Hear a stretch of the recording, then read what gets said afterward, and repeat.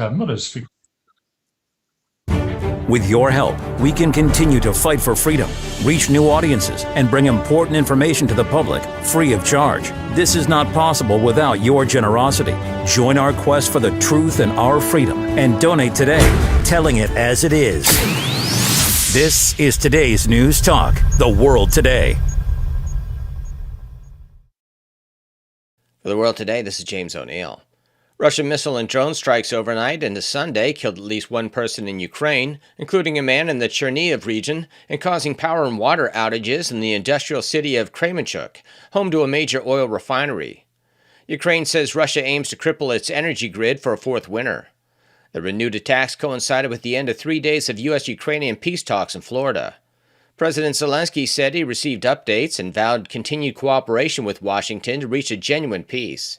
Outgoing U.S. envoy Keith Kellogg said negotiations are in the final stage, hinging on control of Donbass and the Zaporizhzhia nuclear power plant. Kremlin spokesman Dmitry Peskov praised the Trump administration's new national security strategy for emphasizing dialogue. Former Ukrainian Prime Minister Nikolic Azarov claimed the U.S. may remove President Volodymyr Zelensky if he obstructs Washington's efforts to resolve the Ukraine conflict. He argued that corruption probes into Zelensky's closest allies by Western-backed agencies indicate a plan to oust him. Several top officials, including the Justice and Energy Ministers and Chief of Staff Andrei Yermak, have already resigned over a 100 million euros graft scandal. Putin has said it is legally impossible to sign peace with Zelensky, asserting he lost legitimacy after canceling elections. Polling shows Zelensky's popularity is declining. Russia's SVR previously alleged U.S. and UK officials discussed replacing him.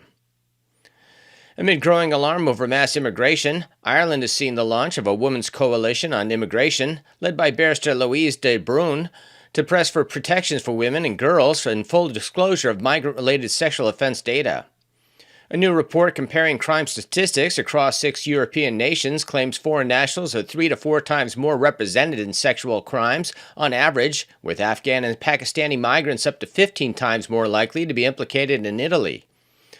De Bruyn argues Irish authorities downplayed the link between migration and sexual violence, citing a recent case of a 10-year-old girl allegedly raped by a migrant housed by the state. The coalition demands transparent statistics so policy can be evidence-based rather than driven by political correctness. Elon Musk has called for abolishing the European Union and restoring national sovereignty after Brussels fined his social platform X 120 million euros for allegedly violating the Digital Services Act censorship rules. Musk argued the EU is undemocratic and suppresses free expression. U.S. officials echoed criticism, with Secretary of State Marco Rubio calling the fine an attack on American tech companies, and Deputy Secretary Christopher Landau accusing Europe of relying on U.S. defense while undermining U.S. interests through EU policies. The Trump administration warned Europe faces civilizational erasure due to globalist agendas including censorship, open borders, and supranational governance. French far-left MP Raphael Arnault, a leader of the Antifa-aligned Young Anti-Fascist Guard in Lyon, has a finalized conviction for aggravated assault linked to a 2021 group attack on a man they believe to be a right-wing activist. He received a 4-month suspended sentence and must pay 1,600 euros in damages after dropping his appeal, making the conviction definitive. Reform UK leader Nigel Farage calls Reform UK the positive party of change and hope. Do you know why? The people of Scotland know it already. They know it already. And there is a huge gap in the political market. And do you know what people want? That one 4-letter word. No, not that one. It's one 4-letter word. Hope, hope, hope, hope. This has been James O'Neill for The World Today. There is a problem with medicine, and we can explain what it is by looking back to the discovery of penicillin. Penicillin, it turns out, was not just an accidental finding. Alexander Fleming discovered that mold he found in a culture dish was killing bacteria, but it took over 10 years before a team at Oxford University were able to isolate the active ingredient. They produced small quantities for preclinical and clinical trials, helping prove the compound was safe and could beat infection. However, they couldn't produce it at scale. In 1941, Andrew Jackson Moyer of the US Department of Agriculture, the forerunner to the FDA, suggested changes to the manufacturing process, enabling mass production. It turns out medicines are not invented when someone discovers a new molecular entity. They are the product of key stakeholders working together collaboratively. Until medicine can be manufactured at scale, it may as well not exist. And in 2025, this is a problem. In the 1980s, pharmaceutical companies began outsourcing production. Suddenly the system was significantly less integrated. Someone with a new discovery today will find themselves disconnected from the rest of the development and manufacturing process. Companies that develop medicine are still happy to work with big established pharma companies, but the modern day Flemings are cut out of the system. The result is far fewer new medicines coming to market. We want to fix this by ensuring the pharma industry builds a more integrated supply chain.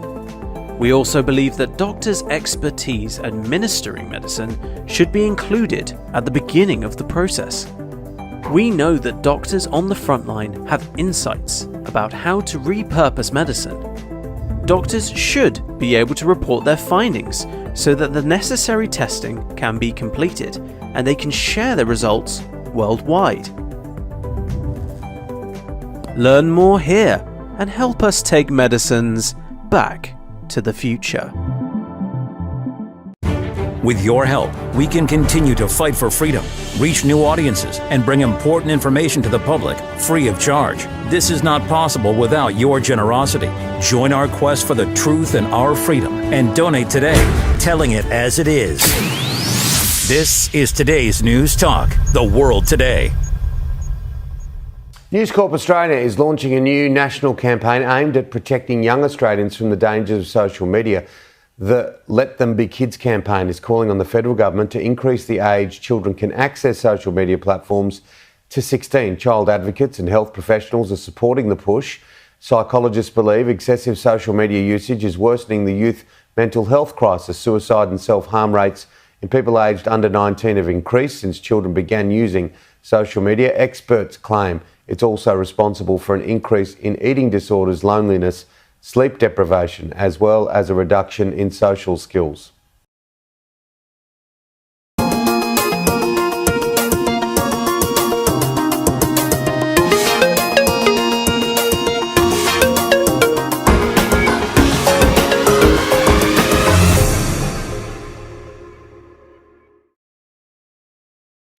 And a good afternoon or a good morning, depending on where you are. Welcome to The World Today, and this is the big issue. Saving the children. Is it a Trojan horse for social media internet control? We'll find out at the panel. I think it is, by the way.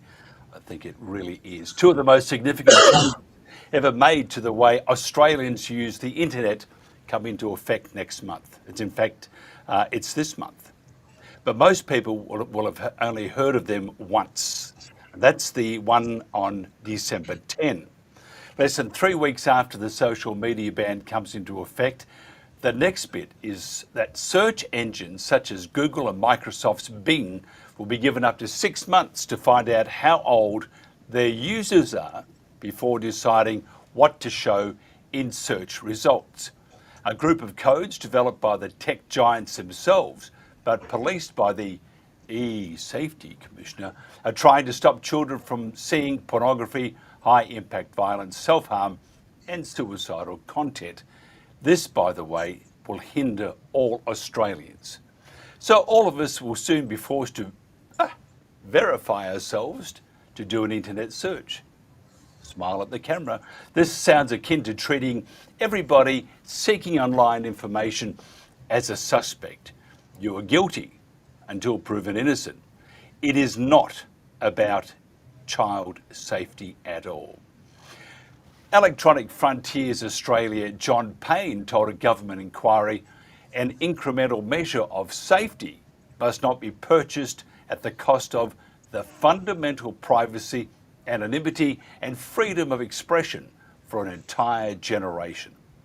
The Australian chairman of Online Free Speech said the proposed regulatory approach exchanges one set of risk and suitable content for another, far greater systemic risk, the potential mass collection of children's and adults' identity data, further enriching the data stores and financial positions of big tech and big data, and increasing cyber risk on a very significant scale. Our panel today will discuss all this and we'll find out what really is playing out, what it really is all about. Personally, I believe it is not about child safety. Already they have worked out what to do to get around these. So much for the adults. Maybe they should have had a few kids on the board to work out where goes what and how to do this and that. My guests are Tony Nikolic, criminologist and advocate for human rights, Dr. Michael J. Sutton, CEO of Freedom Matters today. Gentlemen, tell me your views. The D-Day, well, it's like the alphabet. We have D-Day, then we'll have F-Day and E-Day all the way through. And they're saying up until about the end of March, maybe start of April, around about Easter. Wonder why they would do that. Tony, what's your views? What's your first, as an overview, what's your thoughts about this e-safety thingo that's looming, that we're going to have to, one, use biometrics and some sort of ID.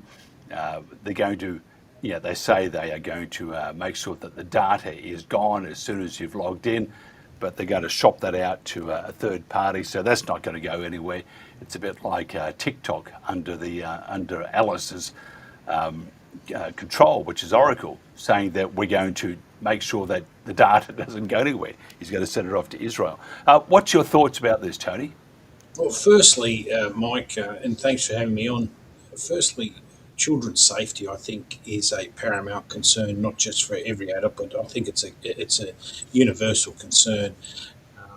It's one thing that we enshrine in many international instruments, Family Law Act, the paramountcy principle of making sure children are safe. I just think that in this instance, what they're doing is they're playing on words to use children as, if we could call it the Trojan horse, to get certain laws through. And those certain laws, in my view anyway, look at implementing bypasses to very important principles such as privacy and how that privacy is going to be managed, number one.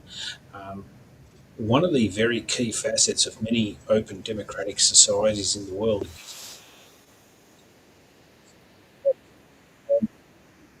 I can't see right now any logical conclusion as to how making everyone else verify who they are and tracking every little piece of information on the internet is going to make children any safer. Then we also have the other issue you just mentioned there, which was the third-party verification. Well, this creates high risk. We're on-selling information about people's biosecurity, that biosecurity being, your iris, your facial. These are things, unlike the old days, if you'd lost your key card, so, your bank card, you could change the PIN number, you could change the password. You can't change your iris. You can't change facial figures for many years. I guess as you age, that may change slightly. We also have these issues whereby the farming out of that information is gravely concerning. I'm very surprised that civil liberties organisations haven't jumped up, but then again, they haven't done much in the sense of actually protecting civil liberties in some areas. Obviously, they're very good in other areas, but in these sorts of areas, they seem to play along to the tune of government imposing further and further bans on your security because it's going to keep you safe. And as we've seen during the COVID period, the government was very good at saying 2 weeks to flatten the curve, just 2 weeks, just 2 weeks. Well, here we've got a very similar Trojan horse. Let's just get this across, and then we'll implement further changes down the track. And we've seen that during COVID, whereby they said 2 weeks to flatten the curve, and Australia experienced some of the harshest lockdowns the world has ever seen. And we're going to see that here again. So what they actually did here in Australia, they actually got those measures and they on-sold them onto the private organisations. And we had massive private companies all around the world, because I just came back from the USA, and all around the world they were implementing these mandates, and you had to do that to survive. So essentially the government lost its ability to govern, or gave it away, knowingly and willingly, and in that, a lot of corporations were getting incentivised by virtue of, I will supplement, wages, will supplement while workers are off. So those mandates were really entrenched by the private sector, and that private sector was really doing the heavy lifting of the government work in circumstances where constitutional challenges, although here in Australia our constitution didn't really protect people with respect to a lot of what was happening then, I can't see how it's going to happen here. I certainly do hope it does, and I certainly hope that privacy, liberty and freedoms are actually something that come back on the radar here in Australia, because that Trojan horse, once it's gone, it's just going to unleash such tracking in a surveillance society to the extent that we'll never experience freedom again. Yeah, I know. Before we get into Michael, I just want to make a point that they had an interview with the Shadow Minister of Communications, which is the Liberal National Party rep, and the Shadow Minister said, and by the way, they're protecting our freedom. She said that she agrees with the government and that government must always control the internet, which is the town square. Dr. Michael J. Sutton, can you just give us your thoughts, just a brief overview on what we're seeing at the moment, please? Oh, thank you very much, Mike. It's great to be invited on, and hi to Tony. We haven't met before. It's great to be on with you as well. I agree with a lot of what you've said. Keeping children safe is one of the most fundamental goals of a society, whether it's democratic or not. Children are the future, and ensuring that children have a healthy, happy, safe life is one of the paramount concerns, not only of parents, but of all communities, because children do need to be children, and they need a time when they are children, when they're protected from the various forces of evil in the world. And our society, we have to take account of the fact that the reality is, even before the internet and before social media, that our society has failed on many levels to protect children. If you think about contemporary issues such as the continued fallout of the Epstein scandal in the United States, the institutional child abuse scandals in Australia and Europe and America, the domestic violence victims, the victims of kids at school, and also the normal things that we face in life, the growing up, there's the adolescent period, there's the feelings of loneliness and peer pressure. These are all the challenges that have been there for children and for the parents and guardians raising them since time immemorial. Then you have questions of faith and religion, questions of belief, and so on. And my take on this is slightly different, I suppose, from you, Mike. I think it's a step in the right direction, but it's only the first step, and it's very brave of the Albanese government to, I guess, make such a step into a world that is so rapidly changing. And I don't think that the governments really understand how fast the internet is moving and how fast things are moving in terms of algorithm, in terms of artificial intelligence. So in a sense, governments have a policy, they propose it, and in a way, the internet has already moved on beyond what governments have ever tried to do. I think it's a step in the right direction, in my view, but it's only a first step. And one of the benefits of this is, of course, because it's a pioneering step of the Albanese government, it hopefully will start a debate on what we do need to do and how we can interact with the systems of governance and how they relate to the systems of information technology. Because up to this point, we really haven't had a debate about this. And maybe one of the benefits of this new policy is that it actually begins a proper debate in society over the role of social media and what governments can and can't do. I mean, I don't believe this is we live in a democratic society. We don't live in an authoritarian state. Laws change all the time. They continually evolve. And so who knows what will happen when the next election comes along. Maybe there's a new government. Maybe there'll be new laws. At the end of the day, one of the benefits of this issue is that it is, in a sense, I mean, I'm not going to make any allegations of who's behind it or whatever. I think I've had my fill of conspiracy theories with COVID. That's enough for one lifetime.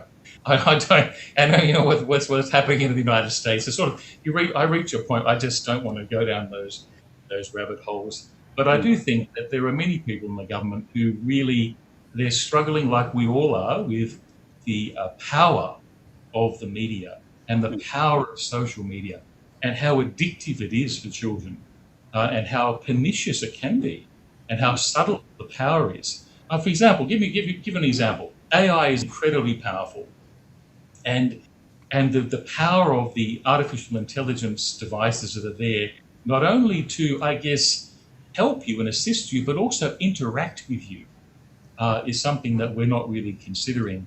And so it's important for government to be involved in this, and it's important for questions to be asked, because that's what the nature of a democratic society is. Okay, I disagree probably with it, just about everything you said, but that's just me, and that's why we're having this discussion. But that's the bonus of what was just said. It's the battle of ideas, and I think that's. Sorry, Mike. I agree. I didn't agree with everything, and I'm sure there was no agreement with everything we said. But I think that the crux of what I heard there was the debate. But isn't it a bit late, though, to have a debate when the law... Thank you. That was going to be my point too, Mike. The debate comes usually before the laws come in, where Parliament, as enshrined by the people for the people, is supposed to debate these efficiently and effectively. And what we've been constantly seeing, and this is what we've been seeing here in Australia now, whether it was through COVID or whether it was through any other period, and we've seen, the mis and disinformation laws. I did submissions in these. They were guillotining them with 24 hours public consultation. Now, that's not a consultation. That's a ramrodding of a legislation going through without any consultation and not giving anyone, especially the public, of which the Parliament represents under the Westminster system. That is incontrovertible. I cannot see how an active, able debate with the citizens can occur if we get these guillotining orders, because the first tranche of the misinformation, disinformation, when it went to public consultation, went down dismally. It was like 120 to 0. It was absolutely dismal. Then what did they do? They learned their lesson and they said, let's ramrod this through. And so what we've actually seen here, I talk to people, and again, just let me re-emphasise, children's safety is absolutely paramount. I don't want that to be mistaken anywhere. It is. It is also incontrovertible in my eyes, okay, that a parent should be the parent and the government should not be a parent, okay? This is a fundamental principle. Now, the government can, in my view, and does, there's many laws out there that can protect this and understand how this works. A parent can introduce filters, can be a parent. As we heard, you still, these things have been around for time immemorial. They've been, the fruit from the poisonous tree, and it was up to the parent to say, hey, don't go here, don't do that. And, a lot of us grew up in those eras, and for the most part, it's been quite good.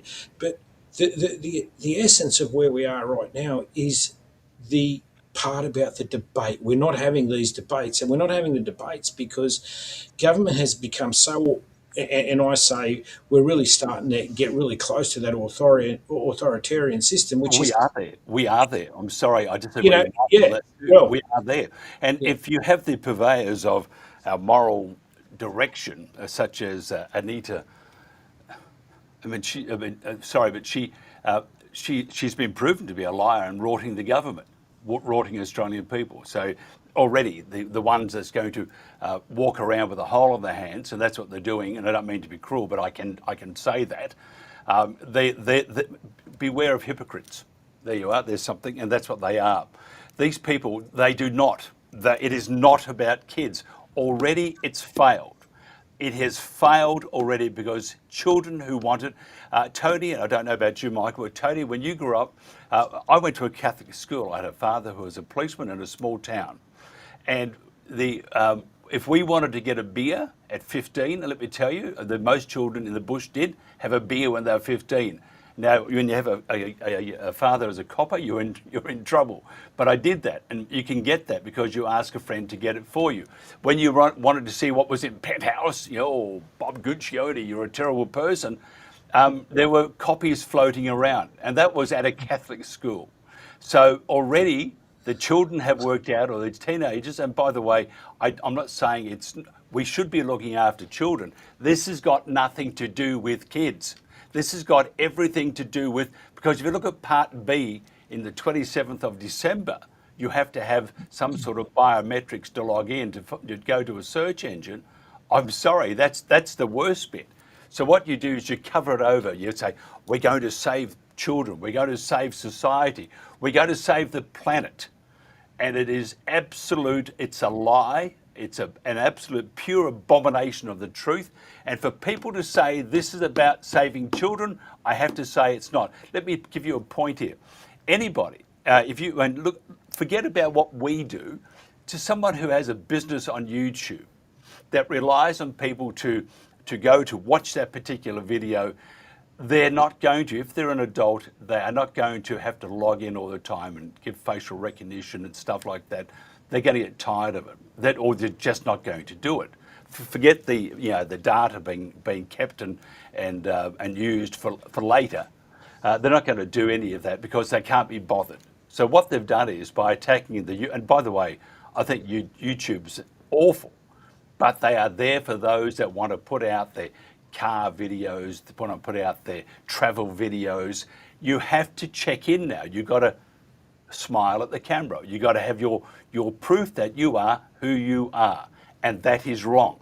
That is entirely wrong. It is to collect the data, and that's what it's all about. And if you don't believe me, go back to COVID and tell me anyone, we both all on the same page here, Tony and Michael, who's been held accountable? No one. They have gotten away with it, and they're going to get away with it. But now. I think I think Mr. Sutton, Michael Sutton, or Mr. Sutton, Michael, whatever. Michael, I think his point is correct. Michael's point is correct, Mike, in this, because there's two Mikes. I'll call one Mike, one Michael. And I think it's correct to the extent that I think it's that engagement that we really need. I think Mike's on the point, but the point we're making here is the lack of engagement and the ramrodding. And I think in that sense, I think that's a really good idea, but we've forgotten how to do that in Australian Parliament because we're just passing laws saying this is good for you. I don't know, Mike. Mike? Yeah, before that, I totally agree there, but I don't agree because what they're doing, if it was a honourable bill to look after the children, it's not. It's failed already. So if it's failed already, we either have the Three Stooges, which some say we have, Imran Grant, Albanese, and what's her name, Anita Wells. They're the Three Stooges. Either they're incredibly stupid because it has failed already, or has it? Is it doing exactly what they want? And I believe it is doing exactly what they want. The children are not part of this equation. Some might think it is. I think you're living in a world of make-believe if you think it is. Well, can I say something, Mike? I think that what you've articulated is a kind of a typical right-wing. No, it's not right-wing. That's no. I just heard something. No. What? Let me finish. You're articulating a view that's not from the left. Can I just make my point? Let's make my point. What we have since we've had COVID, we have governments. We have no choice in our political system. Yes. For people to vote, there's no choice. And the first issue that divided Australia, the only one that divided Australia since the COVID period, was the war in Gaza. That was the first time there was this big split, and we need more big split. Now we have with the emissions, with climate change, another split. And so for the first time in maybe 10 years, it's getting to the point where there needs to be more issues where there are choices for people to make.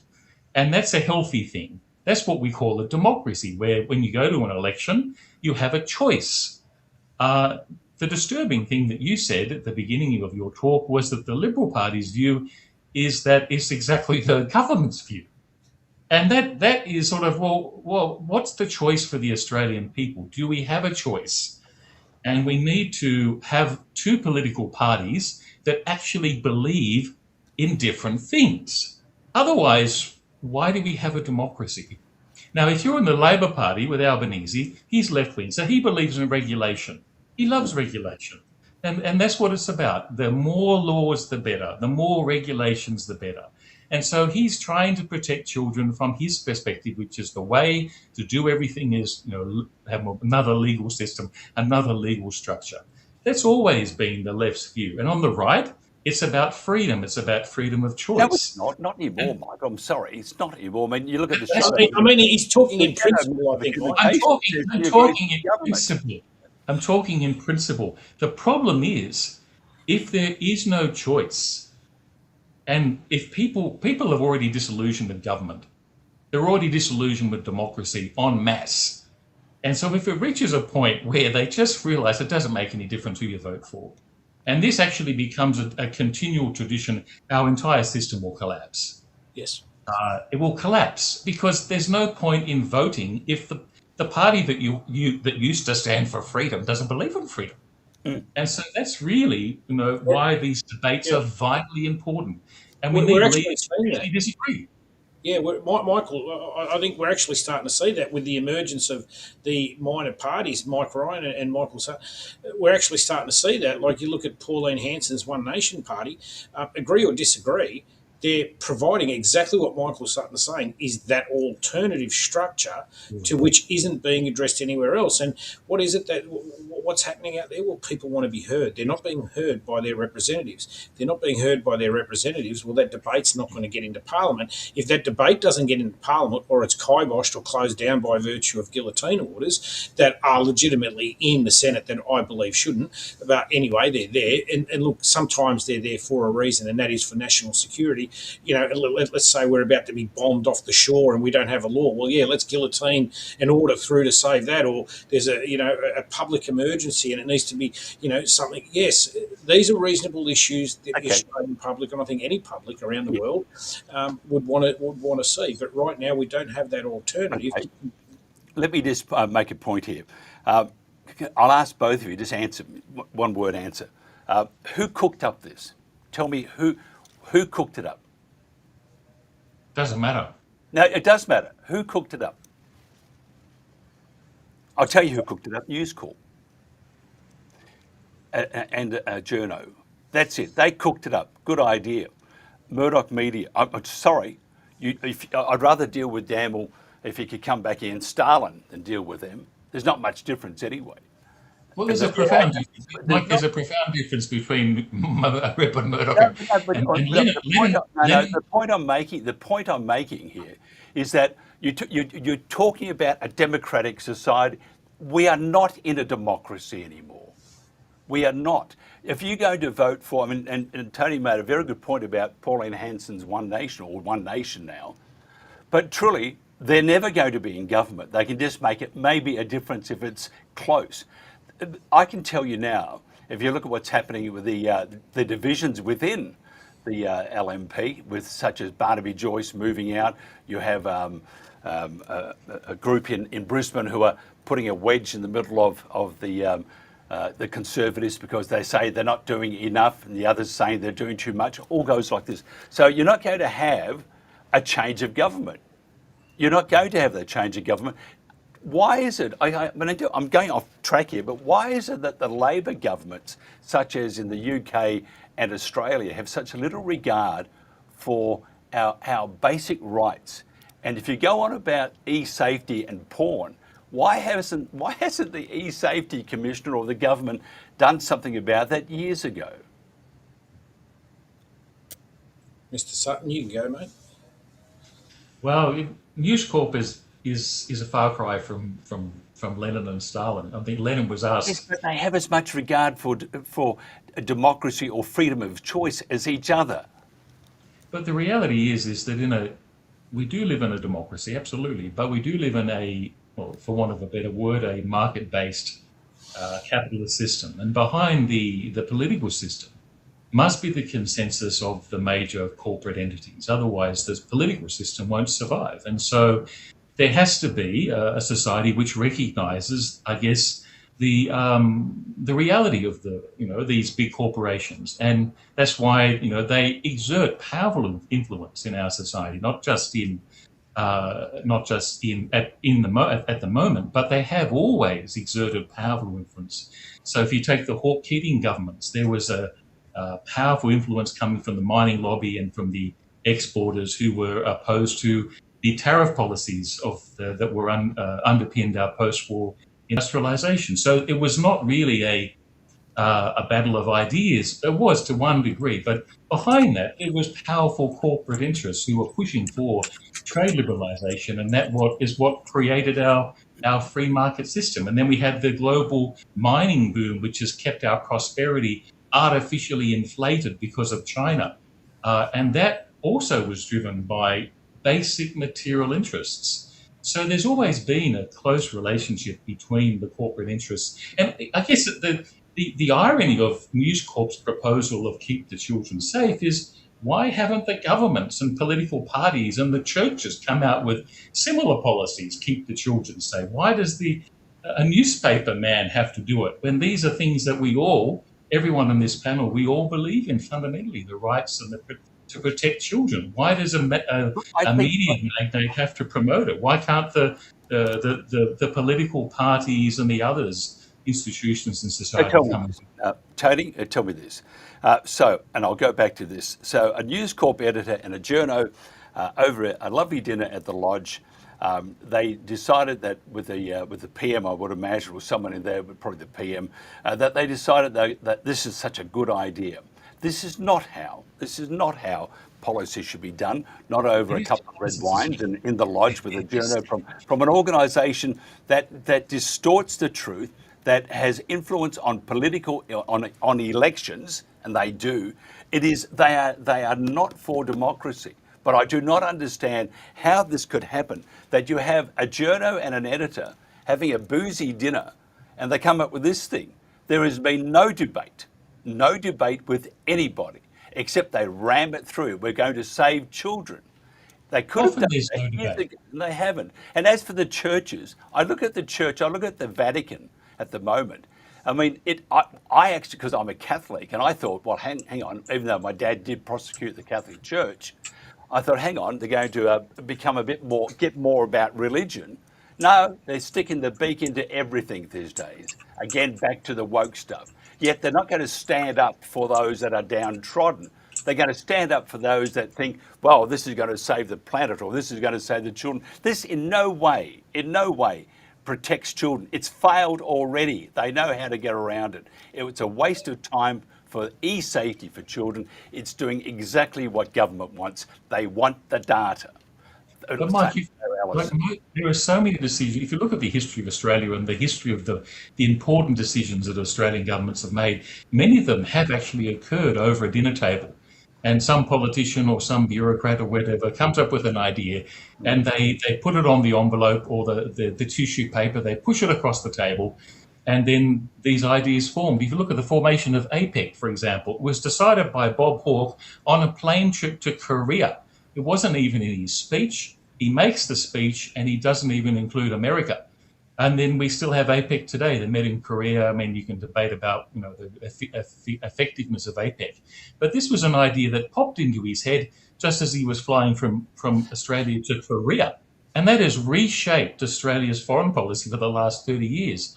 So the issue for democratic societies is it doesn't really matter where ideas come from, but they do need to be confirmed by the electoral process. They do need to go through the democratic process, and people will make their decision on this policy, along with others, by the next election. But the key thing, as both of you said, is that there needs to be a choice.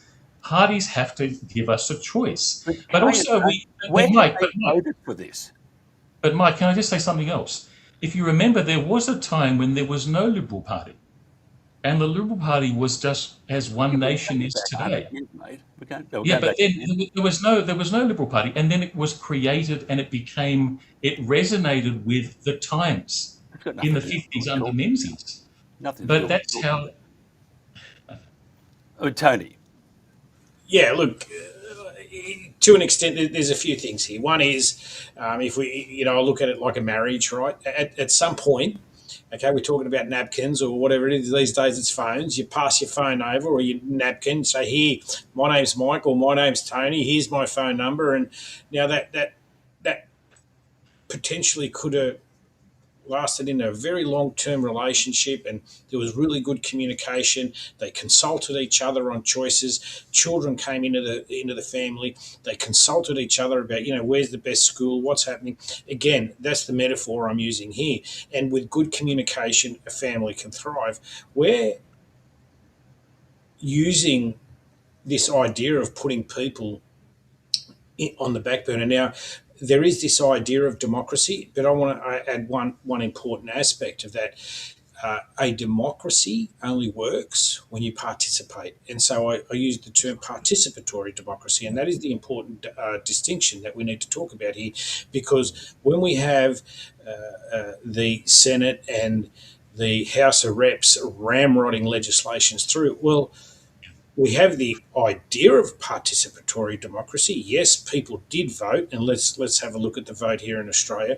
I think the primary votes were some of the lowest we've ever seen. It was only by virtue of the allocation of preferences that there was this perceived landslide. It wasn't. There was no landslide. It was really the Australian people were saying, I don't like any of you, which is what we're all alluding to right now.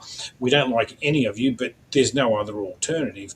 The other point, as I indicated, was the participatory side. And the participatory side is this, is that people are being nullified. They're being shut down. The actual people who introduce the laws, make the laws, and then interpret the laws are forever engaging in this. And I'm not talking about a conspiracy, because when they're all lined up, they can only lead to one thing, and that is reinforce each other's decisions. And that is the state of play here in Australia that is much more grim and much more stark than anyone is talking about right now, because what we need to do is have a look at how these processes are working. We have these very important principles here in Australia, such as the separation of powers and all these things. But where there's no participatory democracy, you can have a democracy that is authoritarian. And that is what we're seeing. We're seeing a surveillance society. We're seeing one that is being built, and we're seeing, if I could use the other metaphor, which was we're building a house, we're laying the pipes for which those pipes will go in the walls and the ceiling and the floor, but we're just laying the mains right now. That is the concern. And when we shut the people out, which is exactly what's happening, and I'll go back to my family metaphor, and I do a lot of practice in family law and violence and criminology and all that stuff, is we then start with, and I'm not going to use any sex or biological gender or anything like that, we start putting someone in the dark. Now, when people aren't heard, they start to rise. And this is exactly where I think Michael Sutton was going here, which in the sense that when we're not participating, people will rise. And that option of a yes or a no, which was a very good cleavage point in Australia, I thought that a yes and no vote was a very clear distinction of a participatory democracy coming out and working. And then we had the usurpation of that democratic in Victoria recently, where they still passed it again, despite the fact that they voted no. And Okay, something in South Australia. they need to be ramrodded through the High Court or do something, because that was so wrong what they did there. They effectively lifted the middle finger up to the Australian electorate. Okay, that there is not a participatory democracy. Rather, it was an authoritarian step. And this is where the Victorians, exactly with what we're saying here, is you need to stand up, you need to make your voice heard.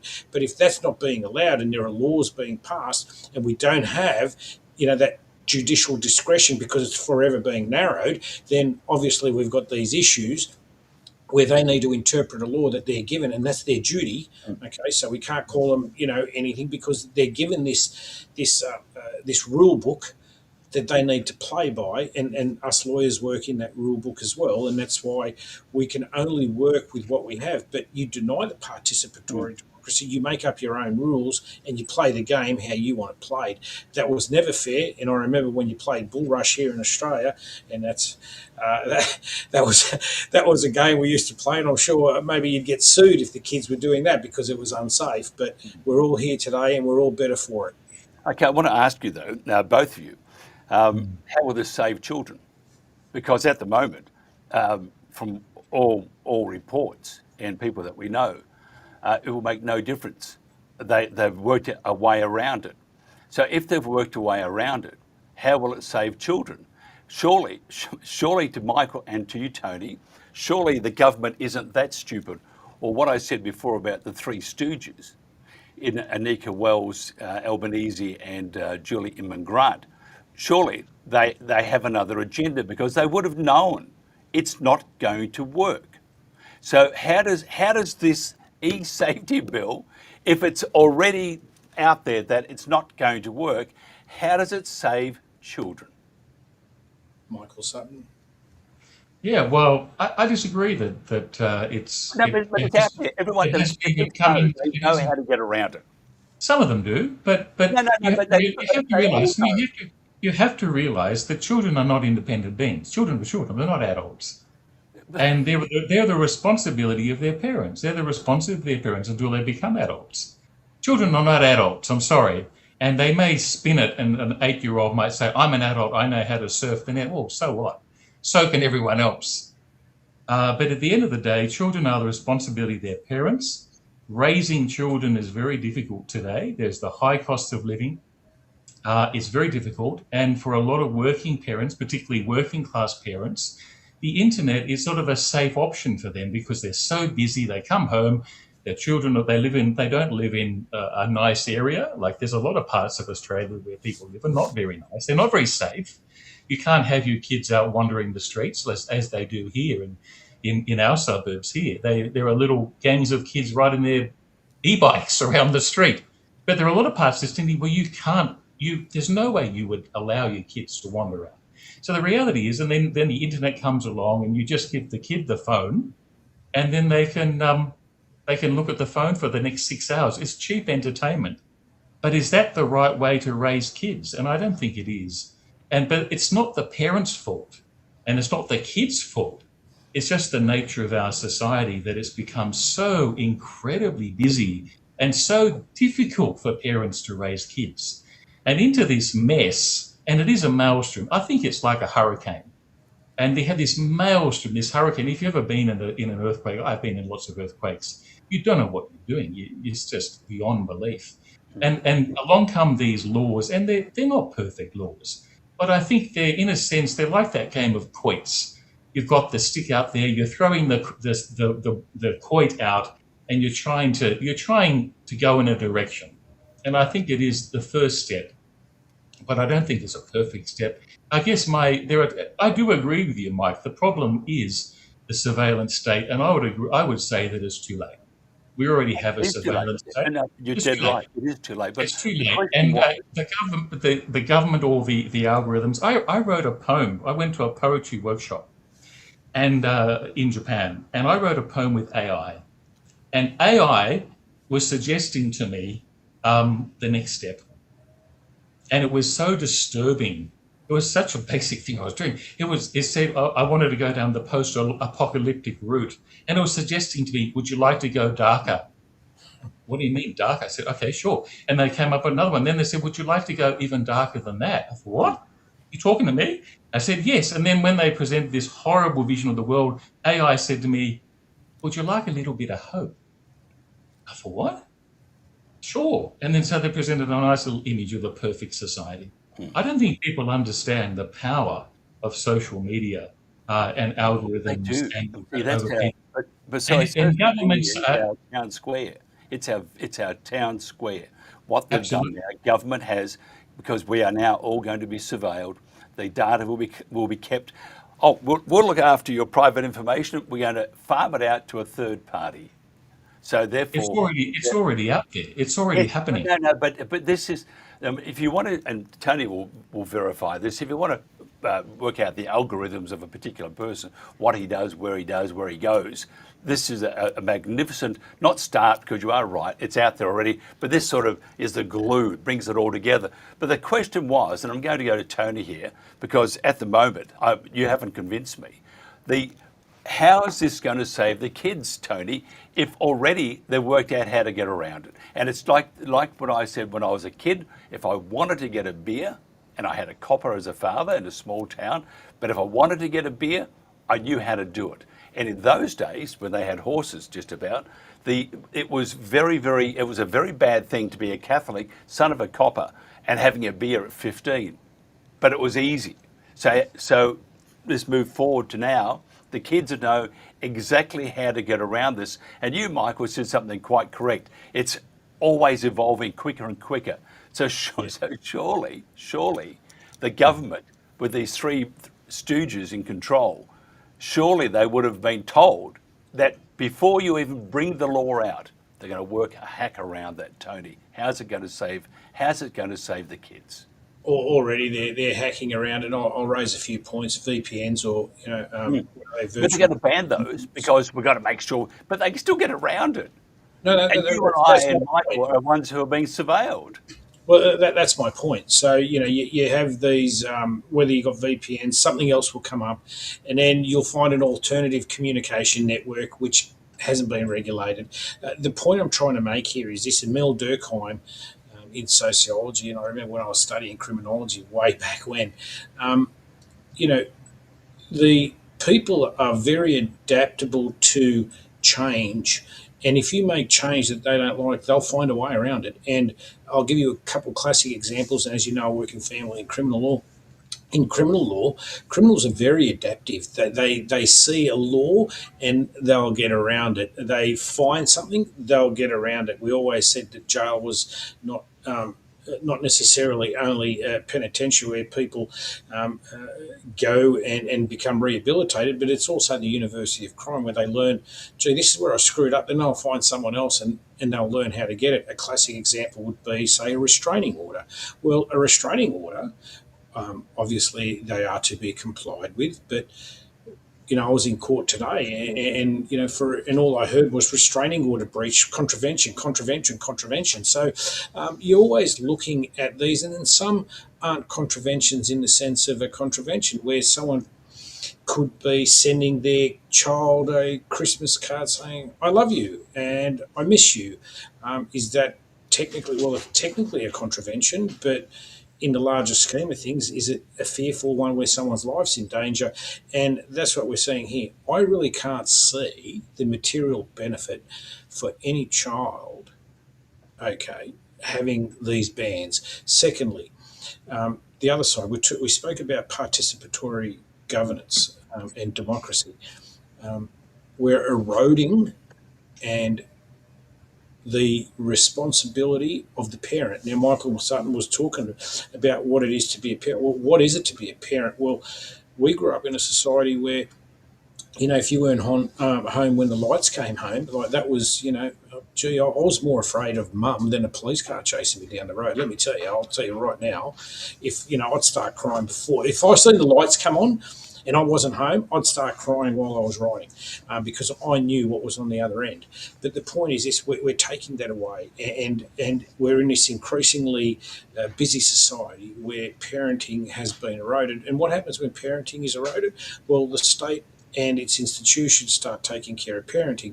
That's not the only issue, but because that's a very granular level, isn't it? See, what we've also been seeing is that salami slicing. Okay, so this is just one aspect, the social media ban. We've also got the other issues when it comes down to, the identification of children and their gender in society. And so that's another one where parents, if they question, their teachers and that at school, well, obviously those children are being flagged and their parents are being flagged for the way they parent. So let's not look at this in isolation of a social media. We're talking of a complete package, okay, that is leading to a surveillance society. And as Michel Foucault once spoke in the Panopticon, it's where we have this internal structure where everyone is being surveilled at every second of the day. So let's not look at this from a granular level. It is very concerning. It is not going to stop it, just like a restraining order doesn't stop someone walking into someone's house and committing an atrocious act of violence. It does not stop it, and it will not stop it, because people are geniuses. And Emile Durkheim said, you give them the opportunity and they will find another way around it. It is not going to stop it. So therefore, we do agree that Michael might say not everybody, but there are some. Tony and I are more or less on the same page here, because they are going to find a way around it, if not already, which he says they have. I have to again go back to this, and I'm sorry for being a broken record. Where's the kids? But where's this going to save the kids? Why? I mean, and you mentioned something before, Michael, as we've got 4 minutes left, but if you can do this fairly quickly. What about the parents? What about the parents being parents? And if they say, oh, it's too hard for me, well, you do what a parent does, take an interest in your child. Have we lost our moral compass? Because I think we have, and I think this is the reason why we have these draconian laws that aren't going to do any good for what they've been. People save the children, it's not going to save any kids. Can I just say one point on that? Sorry, Michael Sutton, I apologize. I'll only be 30 seconds on this. I do a number of cases where the parent's role has been usurped by virtue of a child engaging in institutions. So the parent is being usurped by virtue of all these things. And this is just another layer of that. I just want to put that, sorry, Michael. Yeah, I agree with both of you. I think the nature of our society is such that the pressures on parents are incredible. The problems in our society, and I think there's as you say, we do live in a surveillance society. But at the end of the day, it comes down to the choices that parents make. And if you are a parent, you are committing your life to raising your child.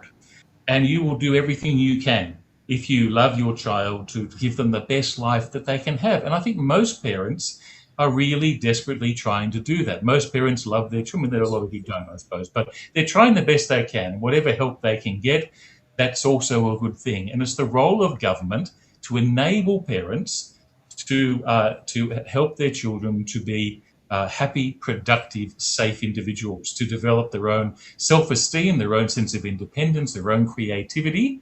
But being part of a family that's what it is. It's not an autonomous existence. It's parents and children living together, growing together, and developing those relationships. And unfortunately, with the internet, it does provide a world that's not real. It's not real. It's fake. It's the greatest fake news, the internet. And no, so, it's not. It is not. That's a ridiculous thing. It's like saying free-to-air TV is fake, which probably is more than the internet. Years ago, it was. It's not anymore. You have news stations, lifestyle stations. You got the whole plethora. So I'm not talking about you, Mike. I'm not talking about news organizations. You can't just put everybody in one basket. No, I'm definitely not talking about you at all. No, but I'm saying that the fakeness of the virtual world. And you have the social influencers, the ones who are trying to influence children, the ones who are trying to sexualize children, the predators that are out there. It's a minefield out there, really. Well, what it And, is, if I could just interject on that basis there too, if I may, just very, very briefly, is that it's not just the social influences, because when I look around society and I walk into a child's library and I see a book on some very hardcore sexual stuff, that we were talking about penthouses earlier. You didn't read about that in penthouses, but you're getting it in a primary school about, very, very ghastly things. And we're seeing grown men in G-strings dancing in schoolyards. Well, my mum would have come up there, and God rest her soul where she's at, a very, very, very passionate Catholic woman, and she would have went absolutely bonkers at the principle. And I think they're the values we've lost in this society. It is, and I agree with Mike, because there is a very, very dark world out there on the internet. And as you know, Mike, I used to work in those intelligence areas many years ago. But there is a darker world out there, and there is also that fictitious one that is also being this pretentious idea. But the crux of the issue is this: misinformation cannot only extend to the private sector. We're seeing that almost on a daily basis, and one of the key aspects of intelligence is misinformation. Okay, we're going to stop. That is one of the biggest tools of intelligence. Okay, we see that in propaganda, and we see that we cannot allow things such as this occur in the absence or in a vacuum, and therefore that essence of where we came and where you started, Michael Sutton and Mike, is participatory democracy, not just a democracy, but a participatory one that has real choices and real solutions and real debate. Yeah, we have to stop. Sorry about this, gone way over time, because now we have another show coming up. We have to try and be professional. I have to anyway. But I do agree, and I think we should revisit this very shortly, maybe after December 10, to see what's happening. Maybe continue this discussion, because I think it's a massive failure. It's a failure on what they're telling people, but I think it's exactly what they want. And this is the surveillance state, as you mentioned, Michael and Tony. It's more than that. The control that they will have over the village square or the town square is an abomination. And free speech and information, you mentioned misinformation, Tony, who decides whether that's bad for you? It's subjective, because a person says that is not good for you. That's telling a lie. That's telling the truth. And if you don't believe me, look what happened at COVID. There was an abuse of human mankind that we've never, ever seen before. Gentlemen, I have to go. Tony Nikolic, advocate for human rights, and Dr. Michael J. Sutton. Enjoy that very much. Thank you, Michael. CEO of Freedom Matters Today. This is The World Today.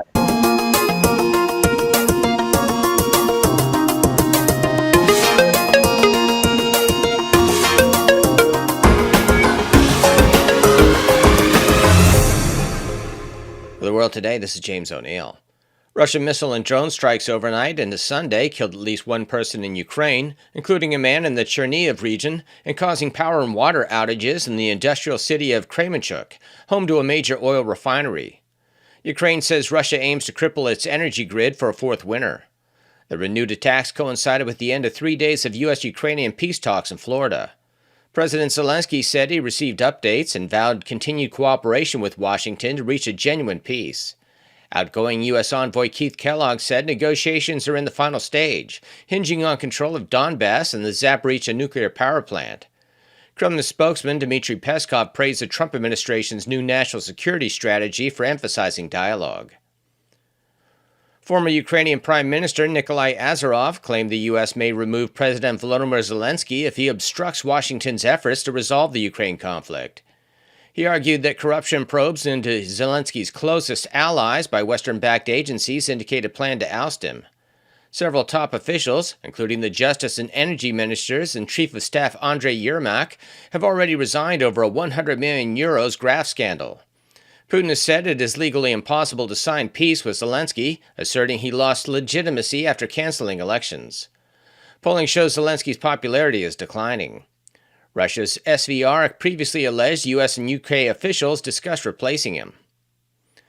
Amid growing alarm over mass immigration, Ireland has seen the launch of a women's coalition on immigration, led by barrister Louise de Bruyne, to press for protections for women and girls and full disclosure of migrant-related sexual offense data. A new report comparing crime statistics across 6 European nations claims foreign nationals are 3 to 4 times more represented in sexual crimes on average, with Afghan and Pakistani migrants up to 15 times more likely to be implicated in Italy. De Bruyn argues Irish authorities downplayed the link between migration and sexual violence, citing a recent case of a 10-year-old girl allegedly raped by a migrant housed by the state. The coalition demands transparent statistics so policy can be evidence-based rather than driven by political correctness. Elon Musk has called for abolishing the European Union and restoring national sovereignty after Brussels fined his social platform X €120 million for allegedly violating the Digital Services Act censorship rules. Musk argued the EU is undemocratic and suppresses free expression. U.S. officials echoed criticism, with Secretary of State Marco Rubio calling the fine an attack on American tech companies, and Deputy Secretary Christopher Landau accusing Europe of relying on U.S. defense while undermining U.S. interests through EU policies. The Trump administration warned Europe faces civilizational erasure due to globalist agendas including censorship, open borders, and supranational governance. French far-left MP Raphael Arnault, a leader of the Antifa-aligned Young Anti-Fascist Guard in Lyon, has a finalized conviction for aggravated assault linked to a 2021 group attack on a man they believe to be a right-wing activist. He received a 4-month suspended sentence and must pay €1,600 in damages after dropping his appeal, making the conviction definitive. Reform UK leader Nigel Farage calls Reform UK the positive party of change and hope. Do you know why? The people of Scotland know it already. They know it already. And there is a huge gap in the political market. And do you know what people want? That one 4-letter word. No, not that one. It's one 4-letter word. Hope, hope, hope, hope. This has been James O'Neill for The World Today. There is a problem with medicine, and we can explain what it is by looking back to the discovery of penicillin. Penicillin, it turns out, was not just an accidental finding. Alexander Fleming discovered that mold he found in a culture dish was killing bacteria, but it took over 10 years before a team at Oxford University were able to isolate the active ingredient. They produced small quantities for preclinical and clinical trials, helping prove the compound was safe and could beat infection. However, they couldn't produce it at scale. In 1941, Andrew Jackson Moyer of the US Department of Agriculture, the forerunner to the FDA, suggested changes to the manufacturing process, enabling mass production. It turns out medicines are not invented when someone discovers a new molecular entity. They are the product of key stakeholders working together collaboratively. Until medicine can be manufactured at scale, it may as well not exist. And in 2025, this is a problem. In the 1980s, pharmaceutical companies began outsourcing production. Suddenly the system was significantly less integrated. Someone with a new discovery today will find themselves disconnected from the rest of the development and manufacturing process. Companies that develop medicine are still happy to work with big established pharma companies, but the modern day Flemings are cut out of the system. The result is far fewer new medicines coming to market. We want to fix this by ensuring the pharma industry builds a more integrated supply chain. We also believe that doctors' expertise administering medicine should be included at the beginning of the process. We know that doctors on the front line have insights about how to repurpose medicine. Doctors should be able to report their findings so that the necessary testing can be completed and they can share their results worldwide. Learn more here and help us take medicines back to the future. With your help, we can continue to fight for freedom, reach new audiences, and bring important information to the public free of charge. This is not possible without your generosity. Join our quest for the truth and our freedom and donate today, telling it as it is. This is today's News Talk, The World Today.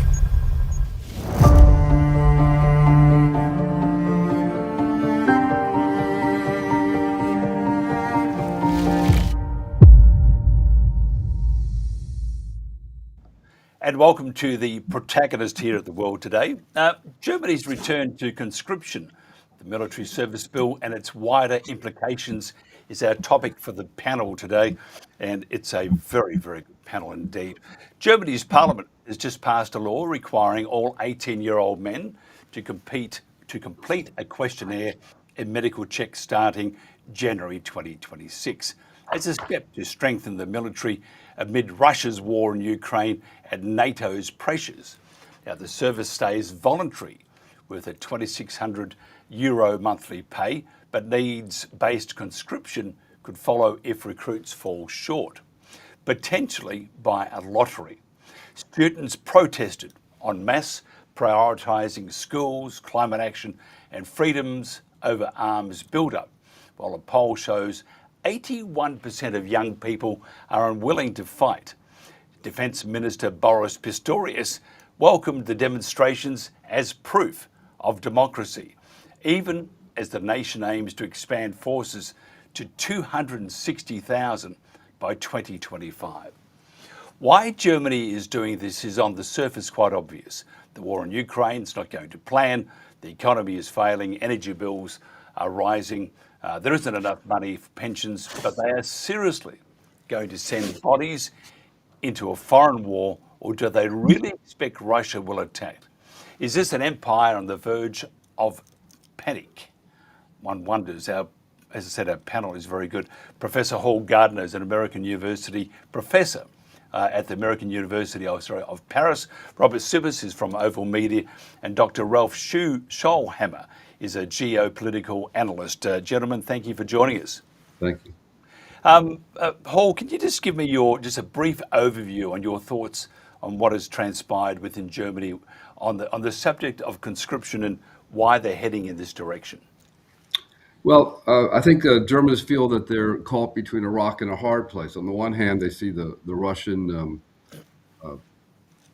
advance into Ukraine and the nuclear threats that they fear from Russia. On the other hand, and I actually think is more important, is the fear that the Americans are going to pull the rug underneath them and not support NATO if there really is a clash between Europe and Russia.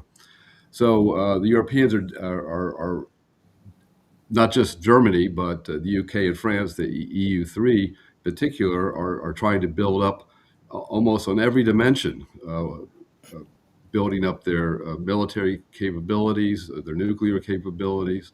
France is talking about it, having its nuclear with the UK covering all of Europe. And then conscription, you don't fight wars without people. So all these countries are at least pushing for greater conscription. It reminds me of what George Kennan said way back in 1997, that by pushing Germany at the forefront of NATO enlargement, you are unleashing, or you're opening up the ghosts of the past. You're bringing back the whole history of the European crisis that took place after World War I. And we're seeing a real paranoia developing, particularly in Europe, as it's being crushed or caught between these two demons, the Russians on one side and the Americans pulling out of Europe like they did after World War I. The United States is threatening that again. Robert Sibis from Oval Media in Berlin. What's your just brief overview on what your thoughts on where it's going to head to?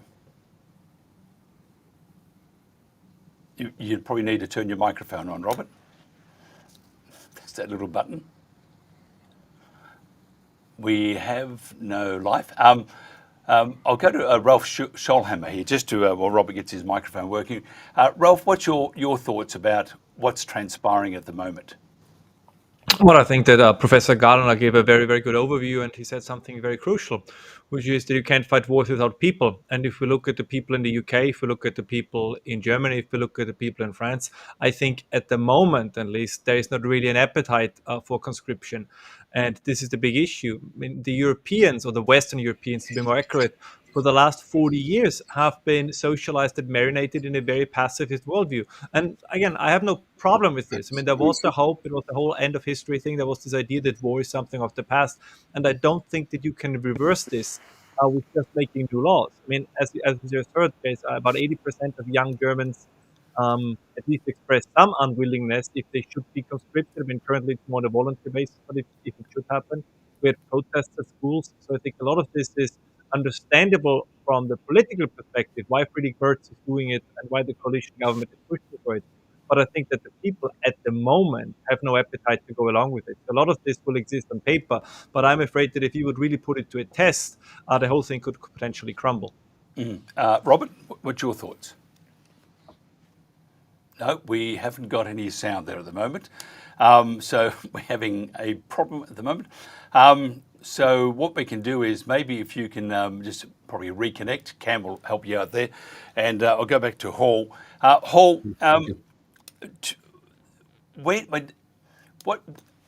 okay, we're talking about Russia here. We're talking about Russia and Russia's being a very bad egg at the moment, according to NATO, but they're not really.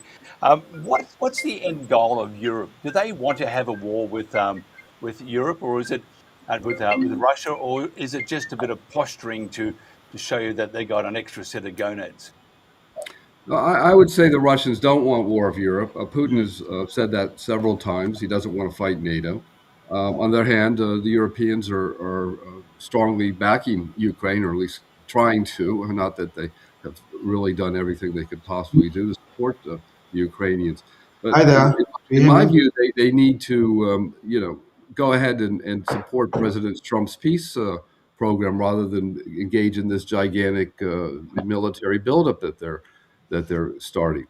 That way they won't need to build up.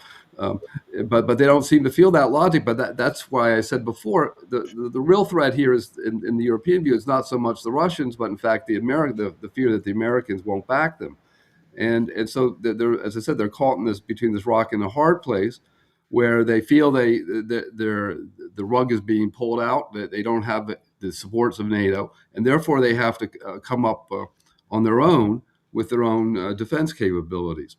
And I think they're overdoing it. And I really think the Germans, the French, and the Brits should get behind Trump's peace plan and at least try to make a good deal out of it.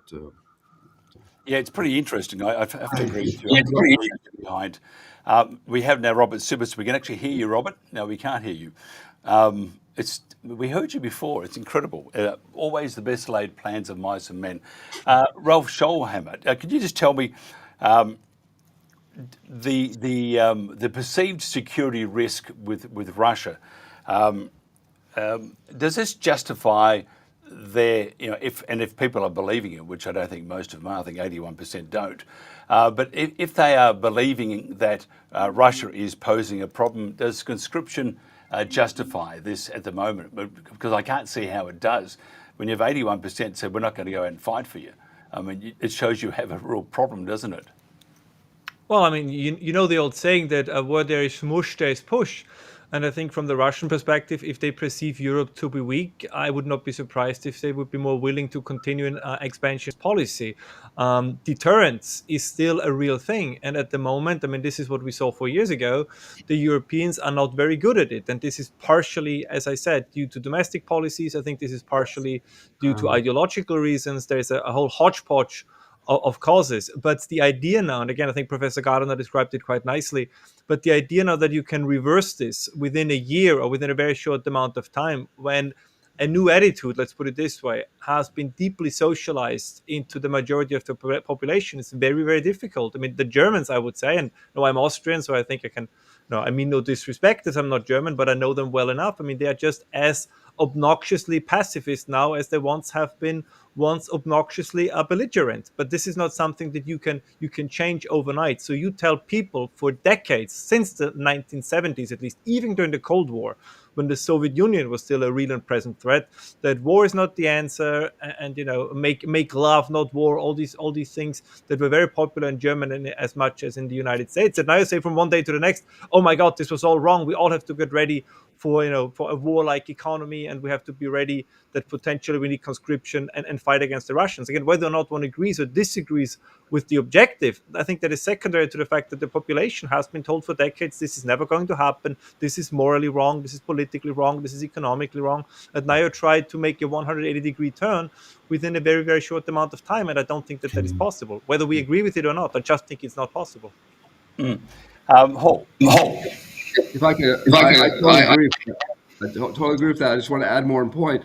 The Europeans have been blamed for not building up in the past, but it's not true. The Americans actually kept Europe down. Madeleine Albright had a policy of 3 Ds, basically mean no duplication of NATO assets. The Europeans were held down by the Americans. And so the Americans, by not allowing Europe to build up their defense capabilities over time, have created this disaster. And we've also created it by pushing NATO and right up to Russia's security into a security area. So and that's another part of this problem. It's not just Ukraine. It's the fact that NATO has surrounded Kaliningrad. That's another big issue that the Russians are worried about. And that's creating tensions with Europe, particularly as NATO entered the Baltic states, and now it's Sweden and Finland. That's created tensions with Germany as well. So and NATO in general. So this whole crisis is much deeper than Ukraine alone. And that's another reason why the Europeans are a bit paranoid about it and are going on a last-minute rush to build up forces. But as I said, had we worked with the Russians and the Europeans throughout the Cold War, post-Cold War period, we wouldn't be in this crisis right now. But Robert Sibbers, we think we have all systems go. Your thoughts, please. Germany's on a slippery slope. It's. Do you hear me? Just to make sure sound is working. Yes, wonderful. It's crazy. We call it in Germany salami tactics. We prepare so much for war that after some time you feel you want the war, even though in fact initially nobody wanted that war effort coming.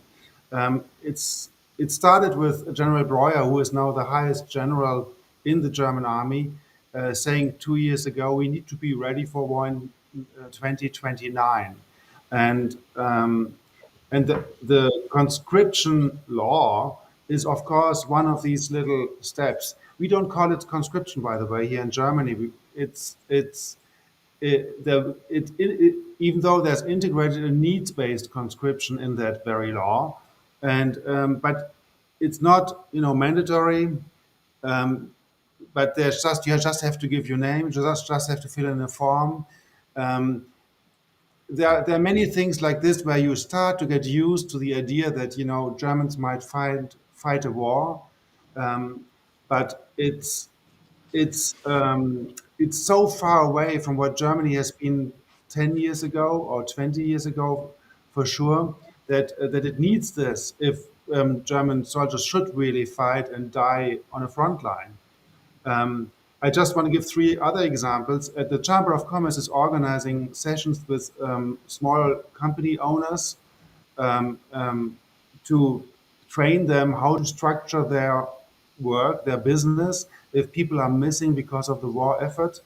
You have the Deutsche Bundesbahn, the train systems being reorganized so that they can transport fallen or wounded soldiers.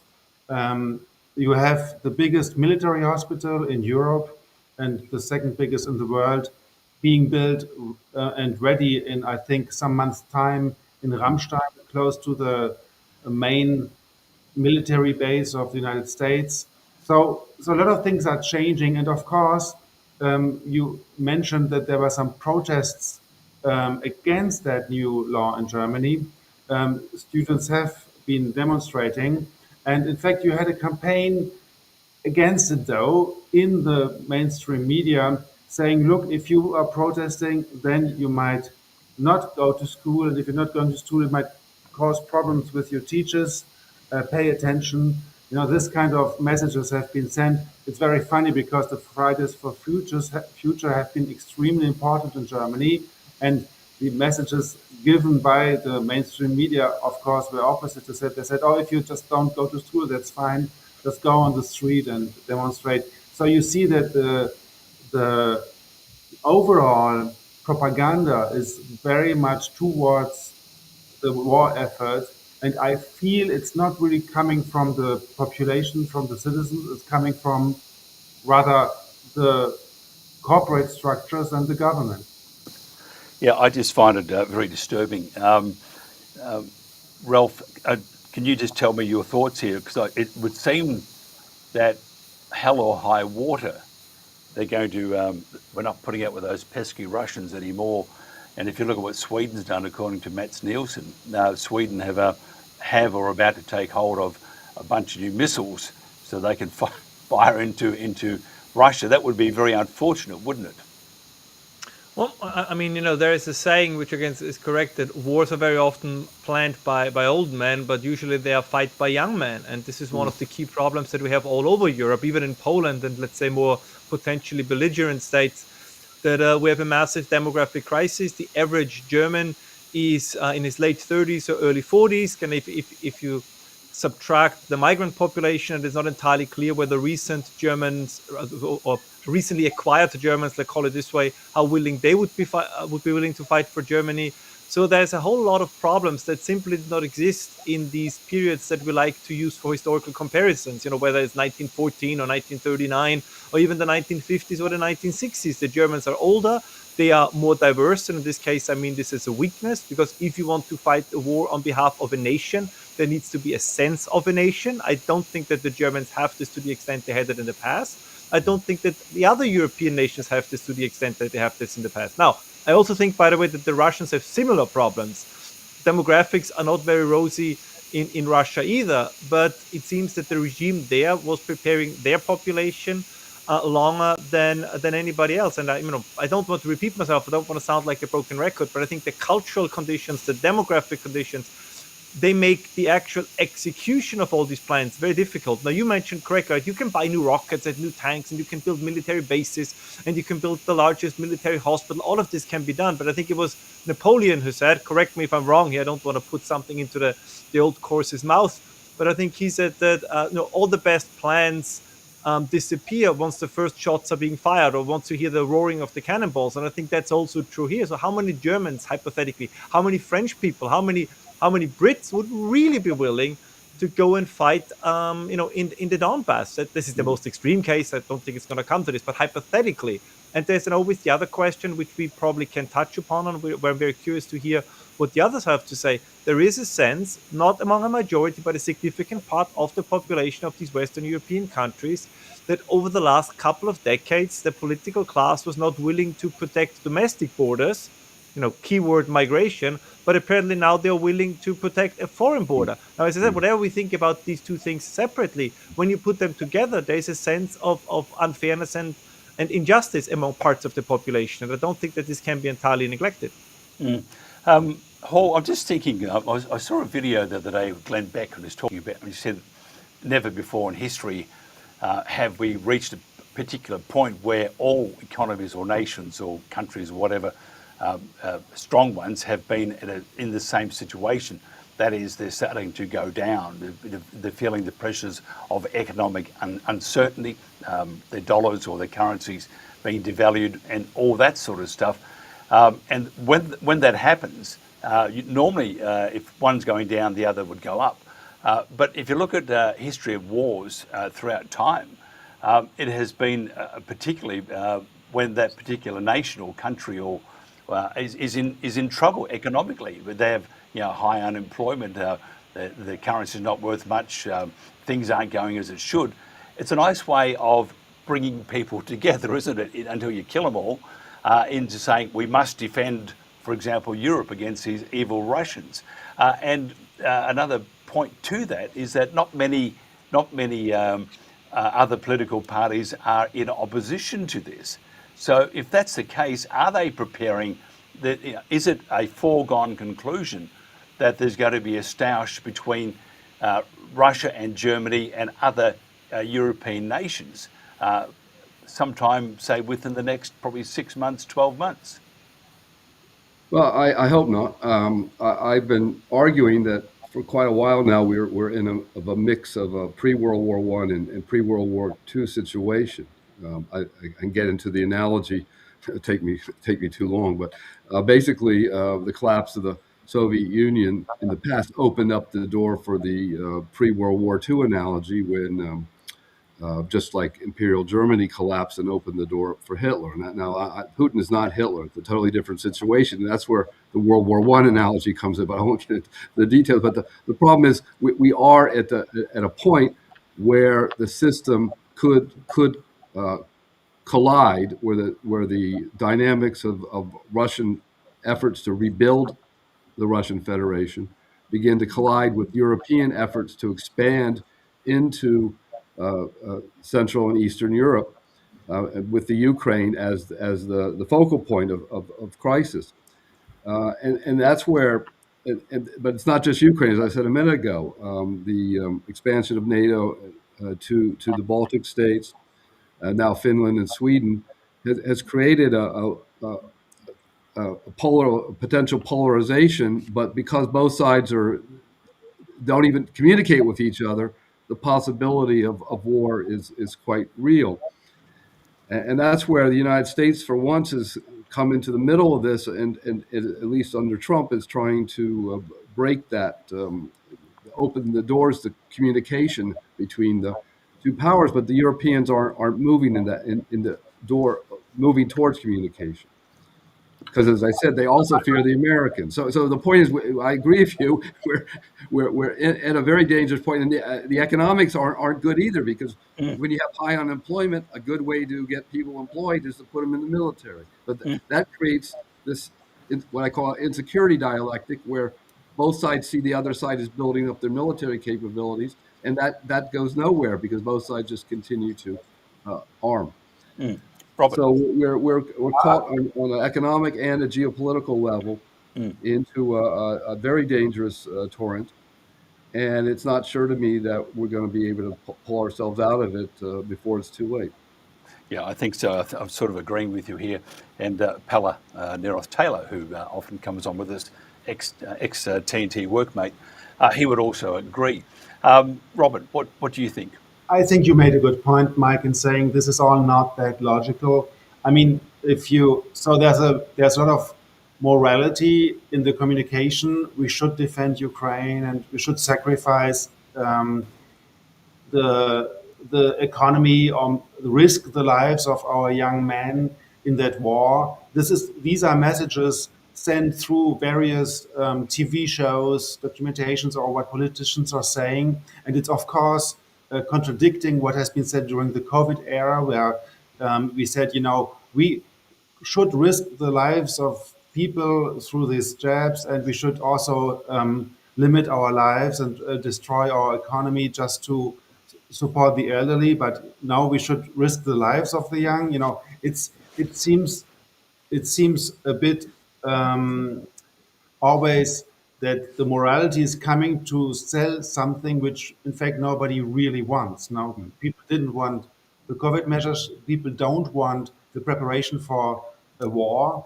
And also, if the Russia is so strong in terms of military, which in fact they are, why would they wait? Why would they wait for years and years for Germany to build up a basic military structure?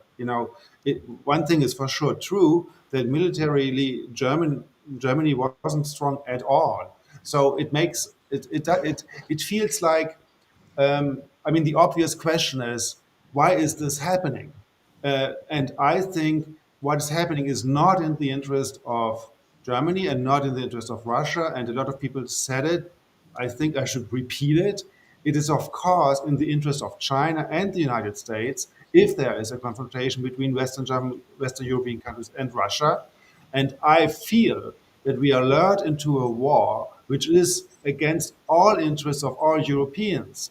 And then you can become, of course, suspicious if you see that the people the highest ranking general in Germany before General Breuer was General Zorn, and he said Ukraine will never win against Russia. And he was fired for that reason. And the guy who managed the COVID measures, General Breuer, then became from a 2-star general, a 4-star general, and took his place. And he just says what the politicians saying. And who are the politicians?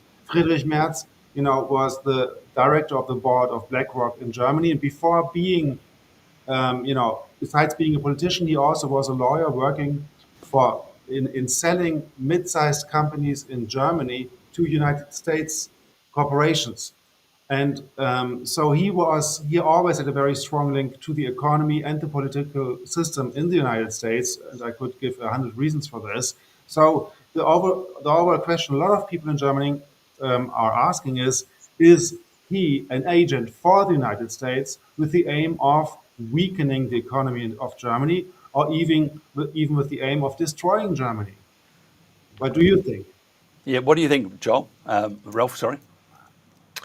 Well, I think there's a tendency among Western. I always make this distinction between Western and Eastern Europe, but particularly among Western Europeans. But I have to say that I mean no disrespect or disagreement necessarily with Robert, but also particularly in Germany, that if something goes wrong, it is somebody else's fault, and if something goes well, it was all our own genius. And that this is for all of Western Europe. I mean, just take a couple of examples. It is often forgotten, but a lot of the pipeline network that connected Europe with Russia was built during the Cold War against massive resistance by the United States. Ronald Reagan was absolutely against it. The Europeans didn't care. They did it anyways. Nord Stream 2, before it was blown up by, well, I guess we all have an inkling who did it. But this was also done against the resistance of the United States. The Germany didn't care. They did it anyways. So I'm always a little bit wary when there's this idea that's very popular that the Americans, for all the mistakes they have made, and there are plenty, like every great power makes mistakes, but there is some way to weaken the Europeans. For the most part, the Europeans are responsible for their weakness themselves. Nobody forced Germany to turn off nuclear power. Nobody forced the Europeans to indulge in green deals and all these weird new ideas. Nobody indulged or forced German companies to make deals with the devil in China. Like, the idea was, from the European perspective, you can do business with everyone. Realpolitik is something of the past. It no longer matters. And now the bill is coming due. And as it turns out, we might not be able to pay it. Now, as I said, does it mean that everything the United States did was well? Absolutely not.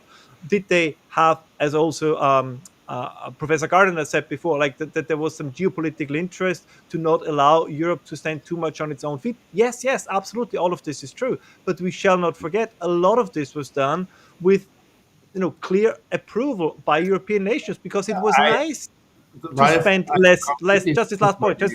Because it was nice to spend more on the welfare state and less on the military. It was nice to have the American security umbrella. It's even, by the way, nice to have American military bases in your own country, because they bring money from abroad that they spend then locally. So a lot of this, what Europeans tend to complain, I'm not sure if they really want to do without it. Now, I'm being deliberately provocative here, but you know what I mean. I know what you mean, but it's really, of course, a big change has been the fall of the wall, and that Western Europe isn't the model that had to stand against the communist system. So things have changed in the year 2000 and end of the 90s, especially in the relationship between the United States and Germany. And by the way, if the aim of the United States would be to harm Germany's infrastructure the most, it's best achieved if you let them build the infrastructure in Germany and then destroy it right after it's built and right after it's working. So to see benevolent aspects in all of this is difficult today.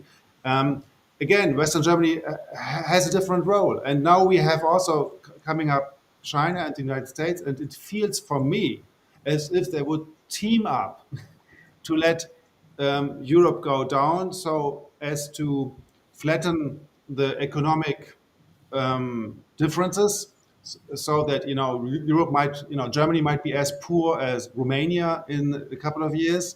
Also for many reasons, but also if the part of the unqualified population is higher, of course it's easier to make even ground with other countries.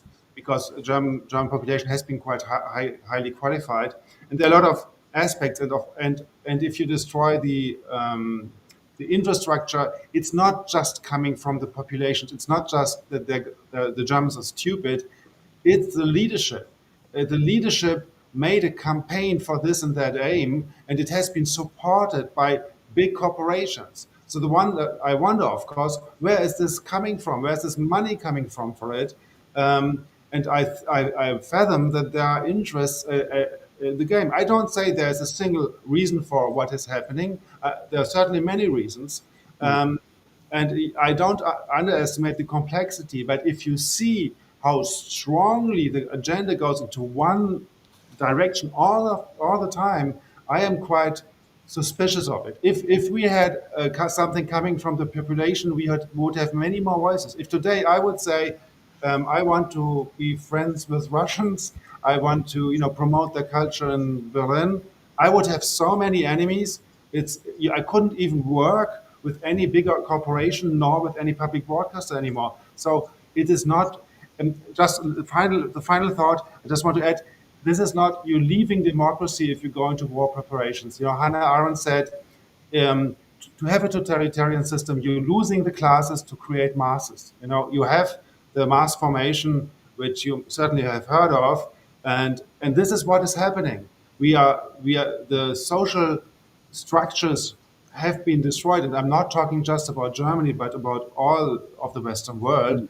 And this is, of course, a precondition to a war effort, because a war effort is anti-democratic. It's not in the interest of the population, never.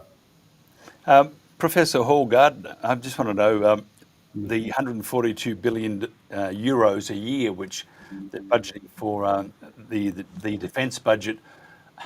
Where do you think that's coming from? For the Europeans or the? No, just the Germans. 142 billion euros. Well, it comes out of tax people's pockets.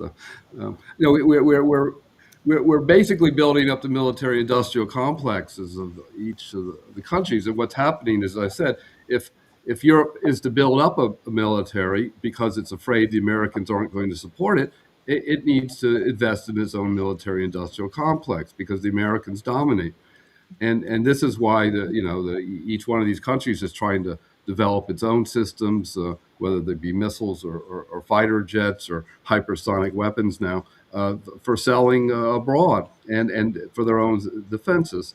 So that in itself creates Eisenhower, President Eisenhower, when he left office, warned against the whole totalitarian aspects of the military-industrial complex. And he was talking about the United States. And no one's really listened to what he says. People should reread what Eisenhower said back in 1960. It is quite relevant to what's happening now. And, of course, he was caught up in the Cold War himself and wasn't able to change anything very radically. And now we're rebuilding that whole Cold War model. And just the very idea was just stated that you can't talk to the Russians. That was what I went through during the Cold War, when I couldn't. If I talked to a Soviet, I was a communist. Of course, there weren't very many Soviets to talk to. But we are. I'll put it one illustration is that, and it affects Germany, is the Biden administration and NATO announced that they will be deploying intermediate range missiles in Germany in 2026. Next year. Those are the missiles that started, we almost had a nuclear war over the deployment of cruise and Pershing missiles in 1983. So there's other factors going on here in the behind the scenes that are really related to the military-industrial complex, the competition. We're engaged in the biggest arms race in the history of humanity. Drones are becoming the new weapons of choice, but then you've got hypersonics, you've got the new intermediate range missiles that, as I said, are going to be deployed in Germany and in the Philippines, by the way, by next year. And it's all aimed at trying to counter what the Americans and the Europeans see as a Russian-Chinese alliance. Ralph, I just want to ask you, this obviously is question is it a NATO push, or are these European nations acting on their own? France, Italy, we look at Sweden, we're going to blow them up with Helga, and this sort of stuff. I mean, it's a very it's a little bit confusing. I mean, if it's a NATO push, then we have the Commander-in-Chief, Donald Trump, who's trying to do a peace deal. Let's split up Ukraine, but he's trying to do the peace deal. Yet on the other hand, NATO are encouraging, Germany and all the other nations to ramp up their military presence. If it is a NATO push, how do we address that? And if it's not a NATO push, does it mean then that these countries are acting independently? And does this mean that the US has lost its oomph, or Trump's lost its influence within Europe? No, I don't think so, because if we go back to Barack Obama, I mean, the complaint by Washington that the Europeans are not paying their fair share when it comes to defense, that there is not enough burden sharing within NATO, that has been a complaint by the United States, in my opinion, a justified complaint for decades now. So a lot of what's going on at the moment, at least this rearmament, let's call them plans for the moment. We'll see how much of the money is really going into arms, into military readiness, and how much of it will be funneled into infrastructure projects and into pensions. I mean, just one example, a quick one. The Italians already tried to, this was then shut down by the United States, they tried to build the bridge between Sicily and the mainland and to declare it as military spending. So I think there will be a lot of funny business when it comes to that as well, because always remember, when the French tried to increase the retirement age by 1.5, 2 years, that's led to massive protests. So we talk about Europe, I mean, it's the same as the debate currently in Germany about reforming the pension system. Like, these are the things because of the demographic development. And I know that's a boring topic, but if you have a population that is pushing towards 50, retirement is more important for them than going to war. So as I said before, I repeat myself, a lot of these plans can be made on paper. A lot of it can be planned to be shifted towards the military industrial complex. Although I have to say that most of that industrial complex will be in the United States, because Europe is deindustrializing. So this is the next benefit for the US. If Germany spends 5% of GDP on the military, a lot of that money has to go to the US because they're the only ones who have the production capacities. So again, great deal for the United States. They have to spend less money on NATO and they get more money because the Europeans have to spend more on European weaponry. But I always return to my point. The European people, given their current ideological and cultural conditions, have no appetite and no stomach for any kind of war readiness beyond mere rhetoric. As I said, what people are concerned about is their pensions, their retirement, safety in the streets, trains running on time, all these things. So the idea that there would be a huge public outcry in support of going to war with any country, I think it, on behalf of the political elite, so Friedrich Merz and others, and Keir Starmer and Emmanuel Macron, is delusional. Robert, I actually think that if government wants to do what it wants to do, it's going to do it. And it may take a little bit longer than they anticipated, but they will do it. Unless you have a great swell of activity from just normal residents, and they become one unit, so you got strength in numbers. If you look around the world, it's not all that prevalent at the moment, that strength in numbers, because if you look at what government's doing, and just go back a few years with COVID, you'll see the and just look at NATO. Look at how NATO is getting stronger and stronger, and it's Russia is getting more evil by the day. So government can do what they want. How do we address that? How do we say enough? We don't want to go to war, because what I'm seeing is if government wants to go to war, it's going to go to war. It's a very important point you're making, Mike. It's really, and Ralph, I like to listen to what you said because it's extremely insightful, and it makes my mind working, saying, shit, it's even worse. What we have here right now is that, yes, we have a population with an average age of 50, having to decide whether the young guys might go to war or not. So if you have this, so this is also maybe a reason why war can happen, because the people who are the majority in the society will think they're not affected. Because of course we are all affected, because war is creating an incredible debt issue, which is, making out of all the nations which have so many debt slaves to the big banks. This is also an aspect in terms of power, in terms of who has a say in what is happening. I mean, if you pay a big chunk of your annual budget and then an even bigger chunk of it to the banks, it's a way of killing, the infrastructure. It's a way of killing liberty in what efforts you want to give. This is also an aspect you have to see. And the point you made, Ralph, is extremely important. Most of the money spent in buying arms and other weaponry will go to the United States. In addition to this, the big German and European manufacturers of these arms are owned by US corporations. So they're the highest stakeholders. So it feels, if you look deeper, it feels anyway like a nudging, a foreign influence over the population. And then some people will go along with it. And, the fear of Russians have been built up from the year 2000 on.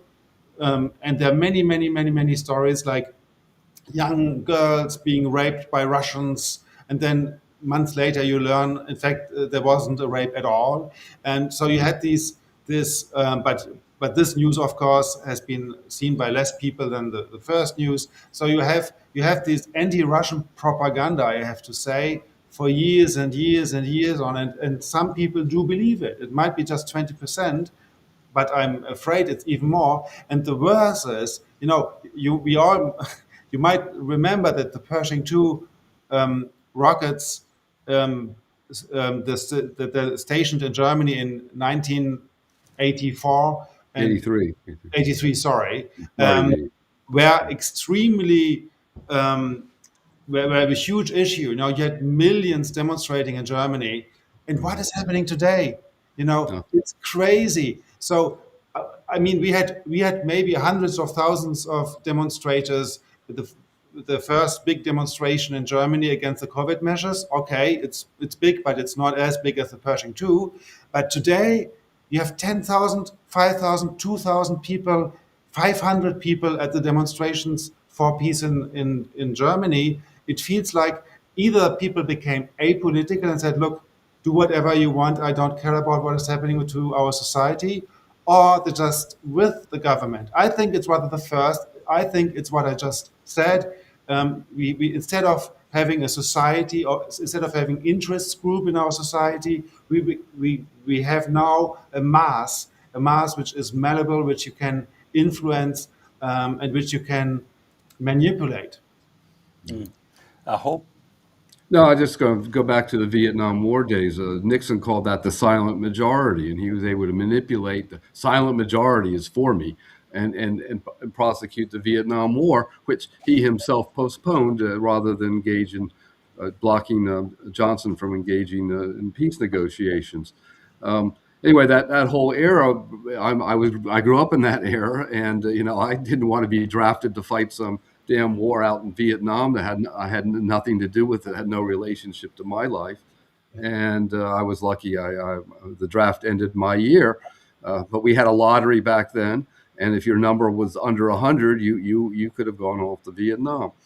So I lucked out of that, as I said, but still it was quite traumatic. And I feel for the young men and women who are now being at least told that they will have to enlist, or have to register, and then maybe be enlisted later on.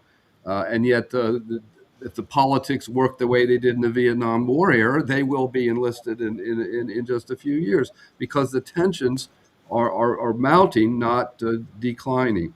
That's why I think the European leadership needs to get behind, as I said a couple of times, get behind a peace initiative as opposed to a war initiative. I keep this going for a second. They all know if there's a war between Europe and Russia, it's going to end up in tears. I mean, no one's going to win. And you'll find other nations from around the world will start to become part of that. The global creep will be very quick indeed. Australia, for example, has said we're going to support Ukraine because we're fighting for their democracy, and we're going to give them more money. So what that would mean, and we've talked about war here, so one would assume that if Europe does go to war with, or most of Europe goes to war with against Russia, that other countries far away will become part of that, and we in fact then will have a world war. Maybe not necessarily with the big bombs, but probably if you're losing a battle and you want to win, you're going to have a bigger bomb, which could be the end of mankind. So I'm just wondering if they all know that the end would end humanity, if this is part of the whole propaganda to show you that, that they know full well at the end of the day that Ukraine will be divided, Russia will go home and lick their wounds, and business will continue on for another decade or two. Would that be the case if you're trying to create the panic and the intensity and the stress involved of your country going to war, and then you go, we've seen the light. We're not going to do that now. We're going to have peace. It does give a country an opportunity to withdraw while still having good standing in their own opinion. Well, I would, yeah. It's managing this is. I mean, I don't think there's really any management capable of manipulating the public in a way that suits the military-industrial complex the way they always want. In the Vietnam War days, as I said, they tried to get the public behind them in the war effort, and really failed. But it wasn't really the public. It wasn't the protests at the end of the war. That's another thing. Anyway, I think in today's situation, I think just to pick up your first point, we are globalizing the war. Just the other day, the Ukrainians hit a Russian energy complex that apparently has cut Kazakhstan. 80% of Kazakhstan's oil goes through that complex, and now that it's been cut out, they have to rebuild it. So suddenly, you're going to get more and more states involved in this conflict, and it's going to spiral outward. And if this war continues, it won't be NATO first. It will be another conflict somewhere else. It could be Moldova, or it could be North and South Korea. Watch out. There are all sorts of games that can go on that have nothing to do with the Ukraine conflict itself that would spiral out in new directions. And that's why this war has to be put an end very soon. And the other point I didn't bring, in addition to the deployment of the intermediate range missiles in Germany and in the Philippines, by the way, next year, is the fact that the New START treaty is expiring in 26. We're already in the middle of an arms race, and we're going to be in an even bigger arms race if this treaty expires. So, and isn't renewed in some way. But it doesn't look to me, as far as I can tell, that there's any real negotiations going on, because the systems there's so many new systems coming into the weapon systems coming into the grid that I don't see them talking about them or getting anything resolved anytime soon. So my point is that this threat of war, a bigger war, is very real, and maybe that might hit some people in the head and said maybe it's time to stop now. But it didn't work in Vietnam. That's all I'm saying. Yeah, Ralph. We had some military people on the other day talking about war. He said the problem is politicians think they can control a war, but once it gets going, you have no control over that. It will go wherever it wants to go. The blustering, if it's not bluster, if it is a legitimate threat that they're going to stop those evil Russians. Do we have the same problem then within Europe, that this war or this controlled war will become uncontrollable, and we will then have probably the end of at least Europe, if not mankind? Well, I would say with very rare occasions, the concept of the controlled war has always been problematic. You can point to the 19th century, or you could point to wars like the first Gulf War, where one side is just so overwhelmingly powerful that there isn't really a competition. But you mentioned something that is equally important, which is, I believe, I can be wrong in this, but this is my personal assessment, that many of the political entities, many of the states in Europe are standing on feet of clay. And very often a war is precisely what is then the trigger to bring the whole thing to the brink, or to breakdown. I mean, we saw this, everybody always makes these historical comparisons, that I do too. But one that I always find interesting is 1917 in Russia. There is if you fight an unpopular war, or let's say if you cannot take the people along with you, revolution is absolutely possible. And I always find it ironic about how quickly things that were unthinkable at one point become very real the next. Nobody in 1914 had any idea what the world in 1918 is going to look like. And I think the same is true in Europe at the moment. Nobody at the moment could imagine a world without the European Union. Nobody could imagine political change in the sense that maybe, Germany or France will no longer be parliamentary democracies. But as you said, if a war breaks out, if people sense that the sacrifices are too high, is it really impossible? I don't think it is. So the danger is not just when it comes to fighting the war. I just think the danger is also, or some people might say this would be a good thing to happen. I don't know. That's a separate debate. But I do not think that one should underestimate the level of anger, and I think that Robert can say more about this, particularly in Germany, the level of anger among the population since the great financial crisis, since COVID, and now with the Russia policy. At the moment, people are, again, they're still somewhat calm. They don't go on the streets. They don't protest. But did anybody in the Soviet Union, or did any observer of the Soviet Union really anticipate, let's say in 1987, that 5 years later the Soviet Union would be gone? If you would have said that, a few cranks did, but that's the point. If you said this in 1987, people would have called you a crank. Even Samuel Huntington and others said, well, we have to make peace with the fact the Soviet Union will stay around for the future. And look what happened. Robert, I've got to ask you, and I'll go back to Glenn Beck when he was talking about the economies around the world all failing at the same time. Instead of one coming up, the others dropping, they're all going down. And he went through three scenarios, and each one of those scenarios, it was planned. They knew exactly what the world was going to look like, and Hall mentioned that we don't know after a war what it will look like. And I think also Ralph mentioned that then after the end of the 1914-18 war, no one knew what the world would look like. Here we have a scenario that they're saying that they do know what it looks like.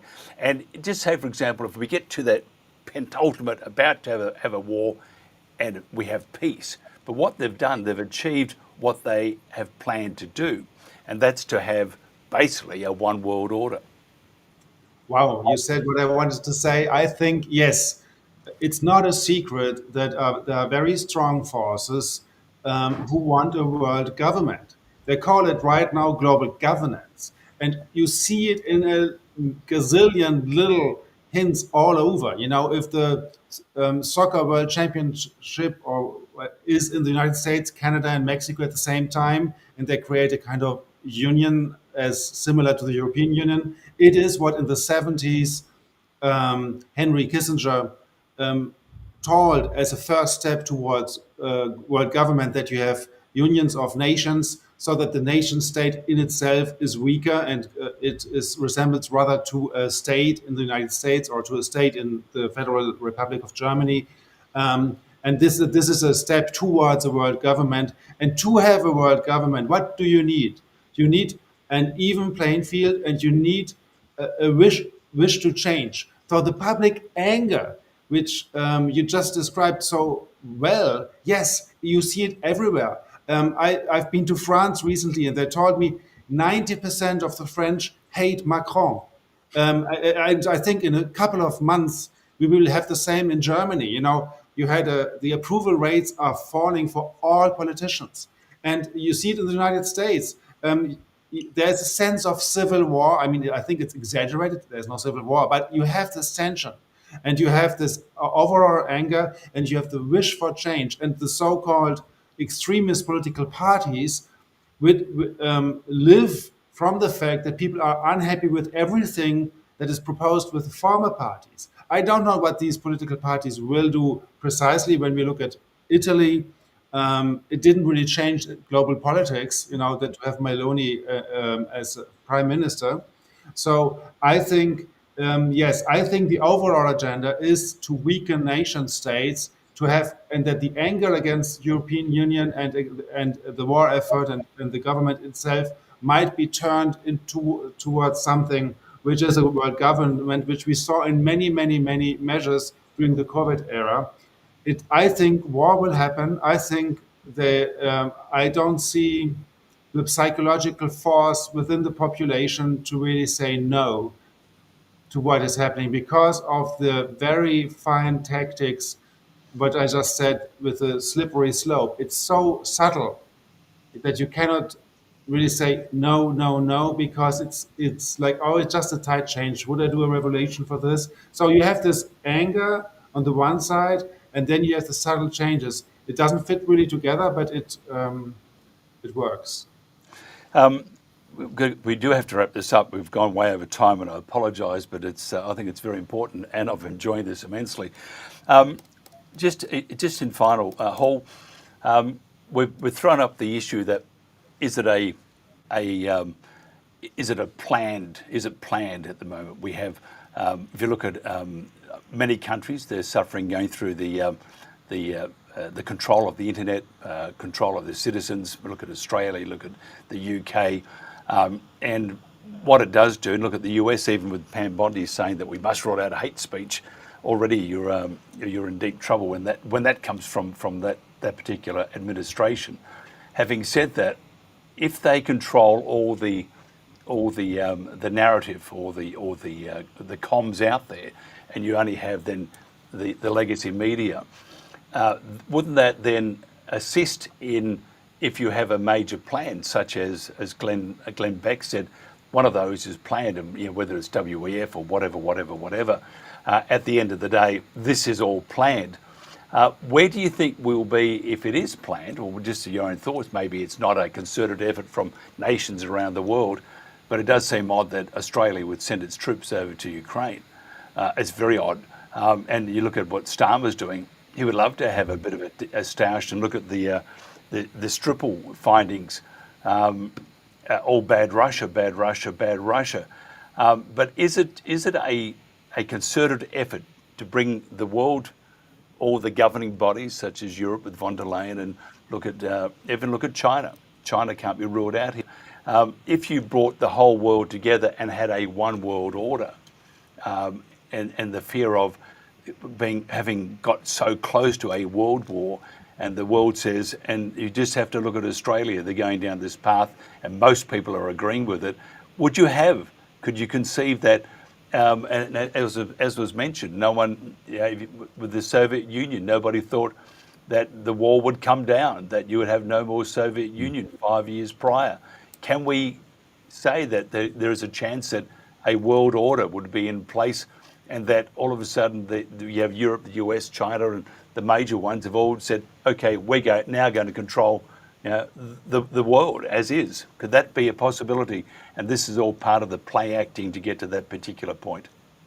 Yeah, I don't know how much, there's too many contradictions between the different elites to say it's absolutely planned. But in the case of Australia, certainly you've become a member of the AUKUS Pact, the US, UK, and Australia, which is a pact to contain China defensively, and that's directing your ideology, your support for Ukraine, because the United States wants all the allies to back up its military goals. So it's not just in Asia they're worried about. They want the Europeans to help out more in Asia, and the Asian, Japan, Australia also helping in Europe. So that's part of that's a plan of an alliance.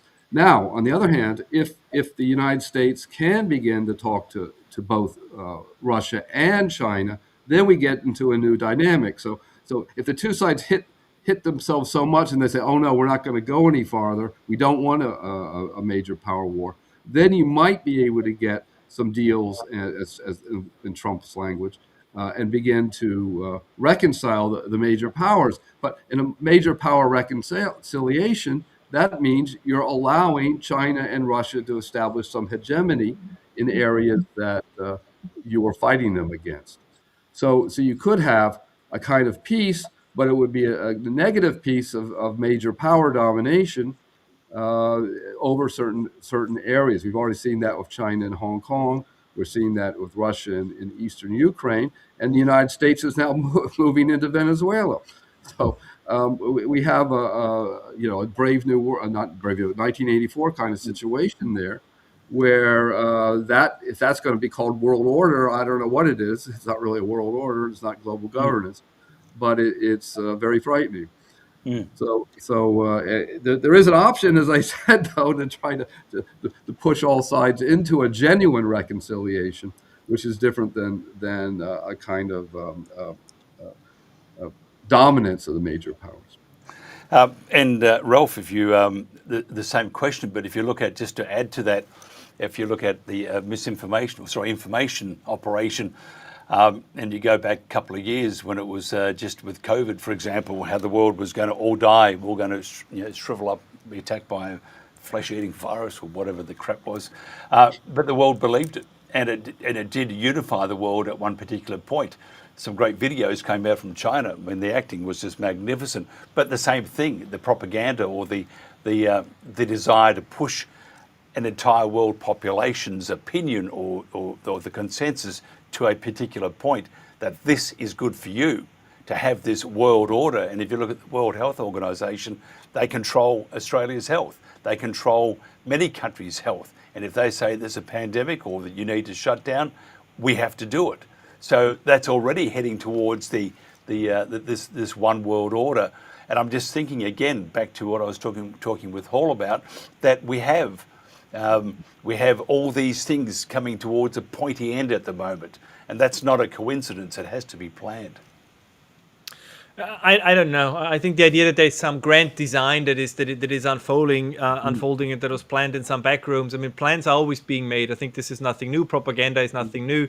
I do see a plan on behalf of the Chinese. I do see a plan on behalf of the Russians. I even see an American plan. Whether these plans are going to work out or not is a separate issue. The only part of the world where I don't see a cohesive or coherent plan is Europe. And this is always the question. You can either be a player at the board or you can be a piece on the board that is being played.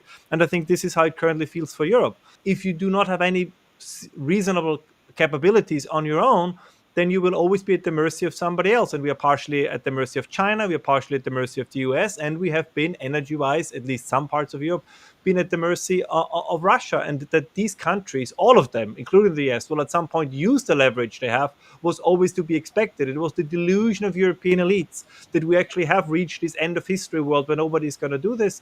And to make one last point, everyone who observes politics in Austria, where I'm from, but also in Germany, has to admit that sometimes I wish there would be a grand design, but such grand designs take competence. But the European politicians, Germany and Austria at the front, at the moment and in the past, did not have competent politicians. I don't think that Robert Habeck was part of a great conspiracy. I just think he was a deeply delusional, ideologically motivated, incompetent politician, which is probably more scary than any backroom dealing. Well, that describes all politicians. And finally, Robert.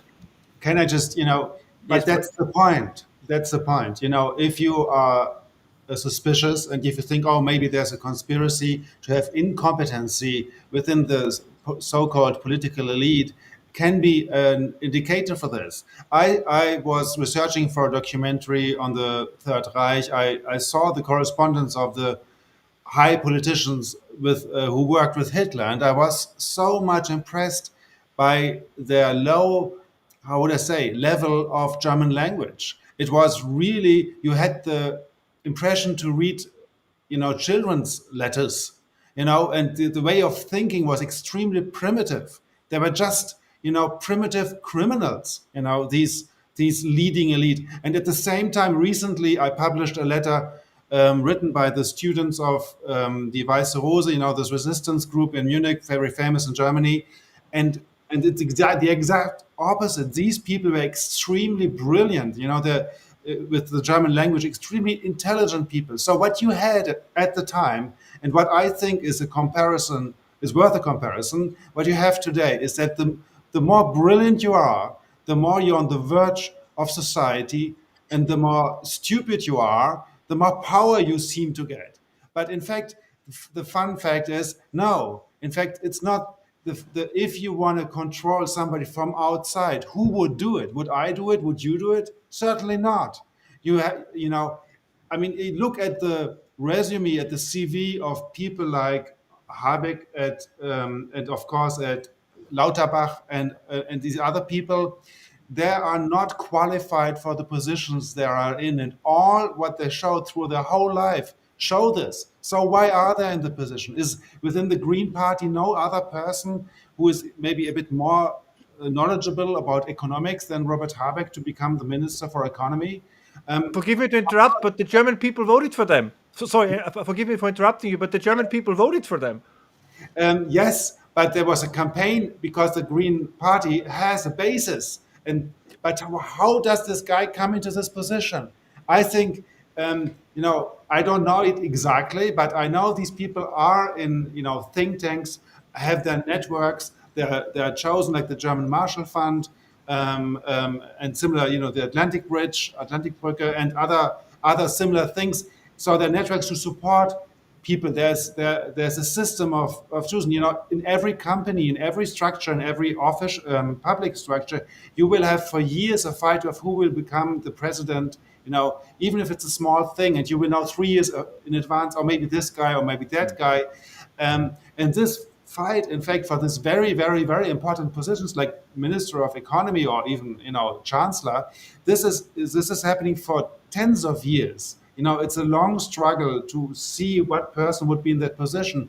And if these people then are so incompetent, it shows that they might not be the ones to make the big decisions. Maybe some of the smaller ones. And this is indication. You see this in all totalitarian systems. If you see Nazi Germany or even the GDR, East Germany, you see that in these countries, you had these high-level civil servants being extremely stupid. And you had the intelligent people being like either in the resistance and they had problems or at low-level jobs. It's very inefficient. The system is extremely inefficient, but it is authoritarian. And this is how it's structured. And this is why this is a strong, strong, strong indicator to say, look, we have to ring the alarm bells if incompetency is at the high level, because we have brilliant people in Germany. Yeah, I totally agree. I think the fact we can all agree on, we have no idea what's going to happen in 6 months' time.